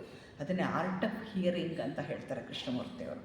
ಆರ್ಟ್ ಆಫ್ ಹಿಯರಿಂಗ್ ಅಂದರೆ ಏನು ಅಂದರೆ ಕೇಳಿದ ಕೂಡಲೇ ಎಂತಹ ಇದು ಕೇಳಬೇಕು ಅಂದರೆ ನಮ್ಮತನವನ್ನೆಲ್ಲ, ನಮ್ಮ ಇಡೀ ಆತ್ಮ ಎಲ್ಲವನ್ನು ಸೇರಿಸ್ಕೊಂಡು ಬರೀ ಕಿವಿಯಾಗಿ ಕೇಳಿಸ್ಕೊಳ್ಳೋದು. ಹೇಗೆ ಕೇಳಿಸ್ಕೋಬೇಕು ಅಂದರೆ ಕೇಳಿದ ಕೂಡಲೇ ಒಳಗಿರುವುದೆಲ್ಲವೂ ಖಾಲಿಯಾಗ್ಬಿಡ್ಬೇಕು. ಅದು ದ ಆರ್ಟ್ ಆಫ್ ಹಿಯರಿಂಗ್ ಅಂತ. ಅದಕ್ಕೆ ನಾವು ಸಿದ್ಧ ಆಗಬೇಕು. ಕೃಷ್ಣಮೂರ್ತಿಯವರು ಹೇಳೋದು ಒಂದೊಂದು ಮಾತು ಅವ್ರು ಹೇಳೋದು ಅಷ್ಟೇ, ಬೇರೆ ಏನನ್ನೂ ಅವರು ಹೇಳಲ್ಲ. ಆ ಹೇಳಿರುವಂಥದ್ದನ್ನು ಆಚರಣೆಗೆ ತರಲಿಕ್ಕೆ ನಮಗಾಗಲ್ಲ. ಯಾಕೆಂದರೆ ನಮ್ಮ ಸಂಪೂರ್ಣ ಸತ್ವವನ್ನು, ನಮ್ಮ ತನವನ್ನು ಒಟ್ಟಿಗಿರಿಸಿ ಕೇಳುವ ಸ್ಥಿತಿ ನಮಗೆ ಬಂದರೆ ಆ ಕ್ಷಣ ಕೇಳಿದ್ದು ಮಾತ್ರ ಉಳಿಯುತ್ತೆ, ಬಾಕಿ ಎಲ್ಲವೂ ಹೊರಟು ಹೋಗುತ್ತೆ. ಆ ಸ್ಥಿತಿಗೆ ಬರಬೇಕು. ಅದು ಆರ್ಟ್ ಆಫ್ ಹಿಯರಿಂಗ್ ಅಂತ ಹೇಳ್ತಾರೆ. ಹಾಗೆ ಅದನ್ನು ಕೇಳಬೇಕಾಗತ್ತೆ. ಆವಾಗ ನಮ್ಮ ಅಂತರಂಗ ಸಂಪೂರ್ಣ ಪರಿಶುದ್ಧವಾಗುತ್ತೆ. ಹೊರಗಿನ ಪ್ರಪಂಚ ನಮ್ಮಿಂದ ಮರೆಯಾಗತ್ತೆ. ಪ್ರಪಂಚ ಮರೆಯಾದಾಗ ವಿಷಯಾಸಕ್ತಿಗಳು ಏನೂ ಇರೋದಿಲ್ಲ, ರಾಗಭಾವಗಳಿರೋದಿಲ್ಲ, ಮನಸ್ಸೇ ಮೌನವಾದಾಗ ಅವಾಗೇನಾಗುತ್ತೆ? ಶಿವಾನುಭವ ಅಥವಾ ಏಕ ಚೈತನ್ಯದ ಅನುಸಂಧಾನ ಇದು ಆಗತ್ತೆ. ಅದು ಆಗಬೇಕು. ಅದನ್ನೇ ಅಕ್ಕ ಹೇಳ್ತಾರೆ, ಅಂಥವ್ರನ್ನು ನನಗೆ ತೋರಿಸು ಅಂತ ಹೇಳ್ತಾರೆ. ಅಂದರೆ ನೀವೆಲ್ಲ ಅದು ಆಗ್ರಿ ಅಂತ ಅರ್ಥ. ಇಲ್ಲಿ ತೋರಿಸು ಅಂದರೆ ಯಾರನ್ನ ಕರ್ಕೊಂಬಂದು ತೋರಿಸು ಅಂತಲ್ಲ. ನೀವು ಯಾರು ಇದನ್ನು ಕೇಳಿಸ್ಕೊತಿದ್ದೀರಾ, ಯಾರು ಇದನ್ನು ಓದ್ತಾ ಇದ್ದೀರಾ, ನೀವು ಇದಾಗಿ ಅಂತ ಅರ್ಥ. ಈ ಸ್ಥಿತಿಗೆ ನೀವು ಬನ್ನಿ, ಆ ಹಿಯರಿಂಗ್ ನಿಮಗೆ ಬರಲಿ ಅಂತ ಅಕ್ಕ ಹೇಳ್ತಾರೆ. ಹಾಗೆ ತಮ್ಮನ್ನು ತಾವು ಅರಿತ ಜ್ಞಾನಿಗಳು ಕಡಿಮೆ ಇದ್ದಾರೆ. ಆ ಅರಿತವರಾಗಬೇಕು ನೀವು. ಆ ದಿಕ್ಕಿನಲ್ಲಿ ಸಾಧನೆ ಮಾಡಿ ಅಂತ ಅರ್ಥ ಇಲ್ಲಿ. ಹಾಗಾಗಿ ನಾವು ಆ ದಿಕ್ಕಿನಲ್ಲಿ ಸಾಧನೆಯನ್ನು ಕೈಗೊಳ್ಳಬೇಕಾಗತ್ತೆ. ಇನ್ನೊಂದು ಹೇಳೋದಕ್ಕೆ ವೇಳೆ ಇದೆ. ಕರಿಘನ ಅಂಕುಶ ಕಿರಿದೆನ್ನಬಹುದೇ ಬಾರದಯ್ಯ, ಗಿರಿಘನ ವಜ್ರ ಕಿರಿದೆನ್ನಬಹುದೇ ಬಾರದಯ್ಯ, ತಮಂದ ಘನ ಜ್ಯೋತಿ ಕಿರಿದೆನ್ನಬಹುದೇ ಬಾರದಯ್ಯ, ಮರಹು ಘನ ನಿಮ್ಮ ನೆನೆವ ಮನ ಕಿರಿದೆನ್ನಬಹುದೇ ಬಾರದಯ್ಯ, ಕೂಡಲ ಸಂಗಮ ದೇವ ಅಂತ ಬಸವಣ್ಣವ್ರು ಹೇಳ್ತಾರೆ. ಅಂದರೆ ಮಾಡಬೇಕಾದಂತಹ ಸಾಧನೆ ಬಹಳ ದೊಡ್ಡದು, ತುಂಬ ಇದೆ ನಮಗೆ. ನಾವಿನ್ನೂ ಪ್ರಾರಂಭ ಮಾಡಿರೋ ಅಂಥವ್ರು. ಸಾಧನೆ ಭಾಳ ದೊಡ್ಡದಿದೆ. ಆದರೆ ನನ್ನ ಮನಸ್ಸು ಭಾಳ ಚಿಕ್ಕದು, ನಾನಿನ್ನೂ ಚಿಕ್ಕವನು ಅಂತ ಹೇಳಿ ಅಂದ್ಕೋಬೇಕಾಗಿಲ್ಲ. ಪ್ರಾರಂಭ ಮಾಡುವುದೇ ದೊಡ್ಡದು. ಯಾಕೆಂದರೆ first step is the last step. ಮೊಟ್ಟ ಮೊದಲನೇ ಹೆಜ್ಜೆ ಇಡಬೇಕಲ್ವ ನಾವು. ಆ ಹೆಜ್ಜೆಯನ್ನು ಇಡಿ. ಅದಕ್ಕೆ ಇಷ್ಟೊಂದು ಸಾಧನೆ ಇದೆ. ನಾ ಹೇಗೆ ಮಾಡಲಿ, ನಾನು ತುಂಬ ಚಿಕ್ಕವಳು, ನನ್ನ ಮನಸ್ಸು ಭಾಳ ಚಿಕ್ಕದು. ಬೇಡ, ಅದ್ಯಾವುದು ಬೇಕಾಗಿಲ್ಲ. ಯಾವುದೂ ಕಿರಿದಲ್ಲ ಇಲ್ಲಿ. ಅದರಿಂದ ನಾನು ಚಿಕ್ಕವರು ಅಂತ ಯಾರೂ ಅಂದ್ಕೋಬೇಕಾಗಿಲ್ಲ. ಸೊಕ್ಕೇರಿದೆ ಆನೆಯ ಗಾತ್ರದ ಮುಂದೆ ಒಂದು ಅಂಕುಶ ತುಂಬ ಚಿಕ್ಕದು. ದೊಡ್ಡ ಆನೆ ಎಷ್ಟು ಟನ್ಗಟ್ಟಲೆ ತೂಗುತ್ತೆ. ಅದಕ್ಕೆ ಮದ ಬಂದರೆ ಅದನ್ನು ಹಿಡಿಯೋಕ್ಕಾಗಲ್ಲ. ಆದರೆ ಅಂಥ ಆನೆ ಕೂಡ ಬರಿಯ ಒಂದು ಅಂಕುಶದ ಒಂದು ಪೆಟ್ಟಿಗೆ ಹಿಡಿತಕ್ಕೆ ಬರುತ್ತೆ. ಆ ರೀತಿ ಅವರದ ಹೇಳ್ತಾರೆ, ನೀನು ನಮ್ಮ ಒಳಗಿರೋ ಅಂಥದ್ದು ಆನೆ ಥರ ಕೂಗಾಡ್ತಿರ್ಬೋದು, ಆದರೆ ಸಾಧನೆ ಅನ್ನುವ ಒಂದು ಅಂಕುಶ ಇದೆಯಲ್ವಾ, ಆ ಅಂಕುಶ ಹಾಕಿದ್ರೆ ಚಿಕ್ಕದೇ ಇರ್ಬೋದು ಅಂಕುಶ, ಆದರೂ ಕೂಡ ಅದು ಹಾಕಿದರೆ ಏನಾಗತ್ತೆ, ಅಷ್ಟೇ ಹಿಡ್ತಕ್ಕೆ ಬರುತ್ತೆ. ಅದಕ್ಕೆ ನೀವು ಹಾಗೆಲ್ಲ ಇದೆ ಹೀಗೆಲ್ಲ ಇದೆ ಅಂತ ಏನು ನೀವೆಲ್ಲ ಅದನ್ನು ದೊಡ್ಡದಾಗೇನೋ ನೀವು ಪೋಸ್ಟ್ ಮಾಡಬೇಡಿ. ಅದಿರುತ್ತೆ, ಅದಿದ್ರೂ ನಿಮ್ಮ ಹತ್ರ ಅಂಕುಶ ಇದೆಯಲ್ಲ ಅದನ್ನು ಹಾಕಿ ಅಂತ ಹೇಳ್ತಾರೆ. ಎಷ್ಟು ಸರಳವಾಗಿ ಹೇಳ್ತಾರೆ ನೋಡ್ರಿ, ಸರಳವಾಗಿ ಅರ್ಥ ಆಗುವಂಥದ್ದು ಇದೆಲ್ಲ. ಹಾಗೆ ಅಂಕುಶ ಸೊಕ್ಕ ಬೆಟ್ಟ ಎಷ್ಟು ದೊಡ್ಡದಾಗಿದ್ರೇನೋ ಅದಕ್ಕೊಂದು ಸಿಡ್ಲು ಬಡಿದ್ರೆ ಬೆಟ್ಟ ಹೋಳಾಗುತ್ತೆ. ಈಗ ಮಳೆ ಬಂದಾಗ ನೋಡ್ತೀವಲ್ವ, ಬೆಟ್ಟನೇ ಗುಡ್ಡನೇ ಸರಿದು ಬೀಳುತ್ತಲ್ಲ, ಎಷ್ಟು ದೊಡ್ಡದಾಗಿದ್ರೆ ಏನು ಅಲ್ವಾ. ಒಂದು ನೀರಿಗೆ ಬರೀ ಮಳೆ ನೀರಿಗೆ ಅದು ಕೊಚ್ಚಿ ಹೋಗ್ತದೆ. ಸಿಡ್ಲು ಬಡಿದ್ರೆ ಇನ್ನು ಇದಿದ್ದು ಪೀಸ್ ಆಗುತ್ತೆ. ಹಾಗೆ ಈಗ ಕತ್ತಲು ಇಡೀ ರೂಮ್ನಲ್ಲಿ, ಇಡೀ ಹಾಲಲ್ಲೇ ಕತ್ಲು ಆವರಿಸ್ಬಿಟ್ಟಿದೆ ಅಂತ ಇಟ್ಕೊಳ್ಳಿ. ಕತ್ಲು ಆವರಿಸಿದೆ ನಿಜ. ಒಂದು ಸಣ್ಣ ದೀಪ ತೊಗೊಂಬನ್ನಿ, ಸಣ್ಣ ದೀಪ. ಕತ್ಲಲ್ಲಿರುತ್ತೆ ಅವಾಗ, ಎಲ್ಲ ಕತ್ಲು ಮಾಯ, ಬೆಳಕು ತುಂಬುತ್ತೆ ತಾನೆ, ಒಂದು ಸಣ್ಣ ದೀಪ. ಅದೇ ರೀತಿಯಾಗಿ ನಮ್ಮನ್ನು ಆವರಿಸಿರುವ ಅಂಧಕಾರ ಎಷ್ಟು ದೊಡ್ಡದಾಗಿದ್ದರೆ ಏನು, ಎಷ್ಟು ದೊಡ್ಡದಾದ ಅಂಧಕಾರ ನಮ್ಮಲ್ಲಿದ್ದರೆ ಏನು ತೊಂದರೆ? ಒಂದು ಕಿರು ದೀಪ ಹಚ್ಚಿ. ಯಾವ ದೀಪ? ಜ್ಞಾನದ ದೀಪ. ಒಂದು ಸಣ್ಣ ಜ್ಞಾನದ ದೀಪ ಹಚ್ಚಿ, ಅವಾಗೇನಾಗತ್ತೆ, ಆ ದೀಪ ಇಡೀ ಕತ್ತಲನ್ನು ಕರಗಿಸುತ್ತೆ, ಇಡೀ ಅಂಧಕಾರ ತೊಲಗುತ್ತೆ, ಇಡೀ ಅಜ್ಞಾನ ತೊಲಗುತ್ತೆ. ಆ ಜ್ಞಾನದ ಒಂದು ಸಣ್ಣ ದೀಪ ಸಾಕು. ಇದನ್ನು ಅಕ್ಕ ಹೇಳ್ತಾರೆ, ಇಲ್ಲಿ ಬಸವಣ್ಣ ಹೇಳ್ತಾರೆ. ಹಾಗೆ ಮನಸ್ಸು ಭಕ್ತಿಯ ಕಮ್ಮಟದಲ್ಲಿ ಕಾದು ಧ್ಯಾನದ ರಸವನ್ನು ಉಂಡು ಹದವಾದರೆ ಭಾವ ಇಲ್ಲವಾಗಿಸಿ ದೇವರ ಹತ್ತಿರ ಕರೆದೊಯ್ಯುತ್ತದೆ ಅಂತ ಹೇಳ್ತಾರೆ. ಅಂದರೆ ಮನಸ್ಸು ಅನ್ನುವಂಥದ್ದು ಭಕ್ತಿ ಅನ್ನುವ ಕುಲುಮೆಯಲ್ಲಿ ಕಾಯಬೇಕು. ಈ ಚಿನ್ನ ಅಥವಾ ಇದನ್ನು ಕಬ್ಬಣನ ಕಾಯಿಸ್ತೀವಲ್ವ, ಅದನ್ನು ಕರಗಿ ನೀರು ಮಾಡ್ಬೋದಲ್ವ ಅಂತ ನಮ್ಮ ಎಂಥ ಮನಸ್ಸಾದರೂ ಕೂಡ ಭಕ್ತಿ ಅನ್ನುವಂತಹ ಇದರಲ್ಲಿ ಕಮ್ಮಟದಲ್ಲಿ ಅದು ಹಾಕಿದರೆ ಅದು ಕರಗಿ ನೀರಾಗುತ್ತೆ. ಆ ಕರಗಿದಾಗ ಏನಾಗುತ್ತೆ, ಅದು ಹದ ಬರುತ್ತೆ, ಅದಕ್ಕೊಂದು ಹದ ಬರುತ್ತೆ. ಹದ ಬಂದಾಗ ಭಾವ ಇಲ್ಲವಾಗುತ್ತೆ, ಅದನ್ನು ಸುಲಭವಾಗಿ ದೇವರ ಕಡೆಗೆ ಹರಿಸಬಹುದು ಅಂತ ಹೇಳ್ತಾರೆ. ಎಂತೆಂಥ ವಚನಗಳು, ಕೆಲವೇ ನಾನು ಹೇಳಿರೋದು ಒಂದು 10-12 ವಚನ ಹೇಳಿರ್ಬೋದೇನೋ ಅಷ್ಟೇ. ಅದಕ್ಕೆ ಅಷ್ಟು ವಿಷಯಗಳಿರುತ್ತೆ. ಮತ್ತು ಮಡಕೆಯ ಮಾಡುವರೆ ಮಣ್ಣೇ ಮೊದಲು, ತೊಡಿಗೆಯ ಮಾಡುವಡೆ ಹೊನ್ನೆ ಮೊದಲು, ಶಿವಪಥವ ಅರಿವುಡೆ ಗುರುಪಥವೇ ಮೊದಲು, ಕೂಡಲ ಸಂಗಮ ದೇವರನ ಅರಿವುಡೆ ಶರಣರ ಸಂಘವೇ ಮೊದಲು ಅಂತ ಹೇಳ್ತಾರೆ ಇನ್ನೊಂದು ಇದರಲ್ಲಿ ಬಸವಣ್ಣ. ಅಂದರೆ ಮಣ್ಣಿಲ್ಲದೆ ಇದ್ದರೆ ಮಡಕೆ ಮಾಡೋಕ್ಕಾಗೋದಿಲ್ಲ, ಅದೇ ರೀತಿ ಚಿನ್ನ ಇಲ್ಲದೆ ಇದ್ದರೆ ಒಡವೆ ಮಾಡೋಕ್ಕಾಗಲ್ಲ. ಅದೇ ರೀತಿ ಜೀವ ಲೋಕಕ್ಕೆ ಬಂದು ಅಂದವಾದ ಆಕಾರ ಪಡೆದು ಜನರ ಸೇವೆಯಲ್ಲಿ ಸಾರ್ಥಕತೆ ಪಡಿಬೇಕು. ಎಷ್ಟೇ ಅಂದವಾದ ಆಕಾರ ಇದ್ದರೇನು, ಎಷ್ಟೇ ಆಜಾನುಬಾಹುವಾಗಿದ್ದರೇನು, ಎಷ್ಟೇ ಸುಂದರ ಪುರುಷ ಅಥವಾ ಸ್ತ್ರೀ ಆಗಿದ್ದರೇನು, ಅವರ ಜೀವನ ಯಾವ ರೀತಿ ಇರಬೇಕು? ಲೋಕಕ್ಕೆ ಉಪಕಾರಿಯಾಗಬೇಕು. ಲೋಕೋಪಕಾರಿ ಆಗದಲೇ ನಾವು ಏನು ಎಂತಹ ಸೌಂದರ್ಯದ ಶರೀರ ಇದ್ದರೆ ಕೂಡ, ಎಷ್ಟು ಶಕ್ತಿ ಸಾಮರ್ಥ್ಯಗಳಿದ್ದರೆ ಕೂಡ ಉಪಯೋಗ ಇಲ್ಲ. ಅದನ್ನು ಮಾಡಬೇಕು ಅಂತ ಹೇಳ್ತಾರೆ. ಆವಾಗ ಸದ್ಗುರು ಕೃಪೆ ಇದ್ದರೆ ಇದೆಲ್ಲವೂ ಸಾಧ್ಯ. ಗುರು ಸಾನ್ನಿಧ್ಯದಿಂದ ಆತ್ಮಶಕ್ತಿಯನ್ನು ಕಾಣ್ಕೋಬೇಕು. ಆ ಗುರುವನ್ನು ನೆನೆಸಿ ನಮ್ಮ ಆತ್ಮಶಕ್ತಿಯನ್ನು ಪಡ್ಕೋಬೇಕಾಗತ್ತೆ. ನಮ್ಮ ಜೀವನ್ಮುಕ್ತ ಮಹಾತ್ಮರು ಆ ದಾರಿಯನ್ನು ತೋರಿಸಿದ್ದಾರೆ. ಆ ದಾರಿಯಲ್ಲಿ ನಡೆಯುವುದಷ್ಟೇ ನಮ್ಮ ಗುರಿ. ನಾವು ನಡೆದಾಗ ನಮ್ಮ ಆತ್ಮಶಕ್ತಿ, ನಮ್ಮ ಆತ್ಮ ನಮಗೆ ಗೊತ್ತಾಗತ್ತೆ, ಗೋಚರ ಆಗತ್ತೆ. ಹಾಗಾಗಿ ಸಜ್ಜನರ ಸಹವಾಸದಲ್ಲಿದ್ದರೆ ಆತ್ಮ ಸಾಕ್ಷಾತ್ಕಾರ ಸಾಧ್ಯ. ಇದೇ ಸಾಧನೆಯ ಪಥ ಅಂತ ಹೇಳ್ತಾರೆ. ಆಗ ಪ್ರಯತ್ನ ಇದೆಯಲ್ಲ, ಆ ಪ್ರಯತ್ನ ಅಪ್ರಯತ್ನವಾಗುತ್ತದೆ. ಕೃಷ್ಣಮೂರ್ತಿಯವರು ಹೇಳ್ತಾರೆ, ಪ್ರಯತ್ನ ಅಂತ ಕಷ್ಟಪಟ್ಟು ಯಾಕೆ ಮಾಡ್ತೀರಾ? ಅಪ್ರಯತ್ನ ರೂಪದಲ್ಲಿರಿ ಅಂತ. ಅಪ್ರಯತ್ನ ರೂಪಕ್ಕೆ ಬರಲಿಕ್ಕೆ ಇಷ್ಟು ಪ್ರಯತ್ನ ಮಾಡಿದ್ಮೇಲೆ ಆ ಪ್ರಯತ್ನ ಬಂದ್ಬಿಡುತ್ತೆ. ತನ್ನಿಂದ ತಾನೇ ಬರುವಂತಹದ್ದು ಆ ಪ್ರಯತ್ನ. ಅದು ಹೇಳ್ತಾರೆ ಇಲ್ಲಿ, ಪ್ರಯತ್ನ ಅಪ್ರಯತ್ನವಾಗುತ್ತದೆ, ಮಾರ್ಪಡುತ್ತದೆ. ಅದೇ ಜೀವನ ವಿಧಾನ ಆಗತ್ತೆ, ಬೇರೆ ಏನೂ ಅಲ್ಲ. ಅದೇ ಜೀವನ ವಿಧಾನ. ಅಪ್ರಯತ್ನಪೂರ್ವಕವಾಗಿ ಎಲ್ರಿಗೂ ಒಳಿತನ್ನು ಮಾಡ್ತಾ ಶಿವಾನುಭವದಲ್ಲಿ ಅಥವಾ ಆ ಏಕಚೈತನ್ಯದ ಅನುಭವದಲ್ಲಿ ಇರುವಂತಹದ್ದೇ ನಮ್ಮ ಜೀವನ ಆಗತ್ತೆ. ಅದು ಸಹಜವಾಗಿರುವಂತಹ ಒಂದು ಸ್ಥಿತಿ ಆಗತ್ತೆ. ಅದು ಸಹಜತೆ ನಿರಂತರವಾಗಿ ಸಹಜವಾಗಿ ಆರಾಮವಾಗಿ ಆನಂದವಾಗಿರುವಂತಹ ಒಂದು ಸ್ಥಿತಿ ಇರುತ್ತೆ. ಪ್ರಯತ್ನ ಸರಿಯಾಗಿದ್ದಾಗ ಗುರಿ ತಲುಪೋದಕ್ಕೆ ಸುಲಭವಾಗುತ್ತೆ, ಗುರಿ ಮುಟ್ತೇವೆ. ಹಾಗಾಗಿ ಸರಿಯಾದ ಸಾಧನೆಯ ಹಾದಿಯನ್ನು ನಾವು ಆರಿಸ್ಕೊಳ್ಬೇಕು. ಭಗವಾನ್ ಬುದ್ಧರು ಹೇಳಿರುವಂಥದ್ದು, ಶರಣರು ಹೇಳಿರುವಂಥದ್ದು, ಎಲ್ಲ ಮಹಾತ್ಮರು ಹೇಳಿರುವಂಥದ್ದು, ನಮ್ಮ ಗುರುಗಳು ಹೇಳಿರುವಂತಹದ್ದು, ಕೃಷ್ಣಮೂರ್ತಿಗಳು ಹೇಳಿರುವಂತಹದ್ದು ಎಲ್ಲವೂ ಕೂಡ ಈ ದಿಕ್ಕಿನಲ್ಲೇ ಇರುವಂತಹದ್ದು. ಹಾಗಾಗಿ ಇವತ್ತಿನ ವ್ಯಾಸಂಗವನ್ನು ಮುಕ್ತಾಯ ಮಾಡೋಣ.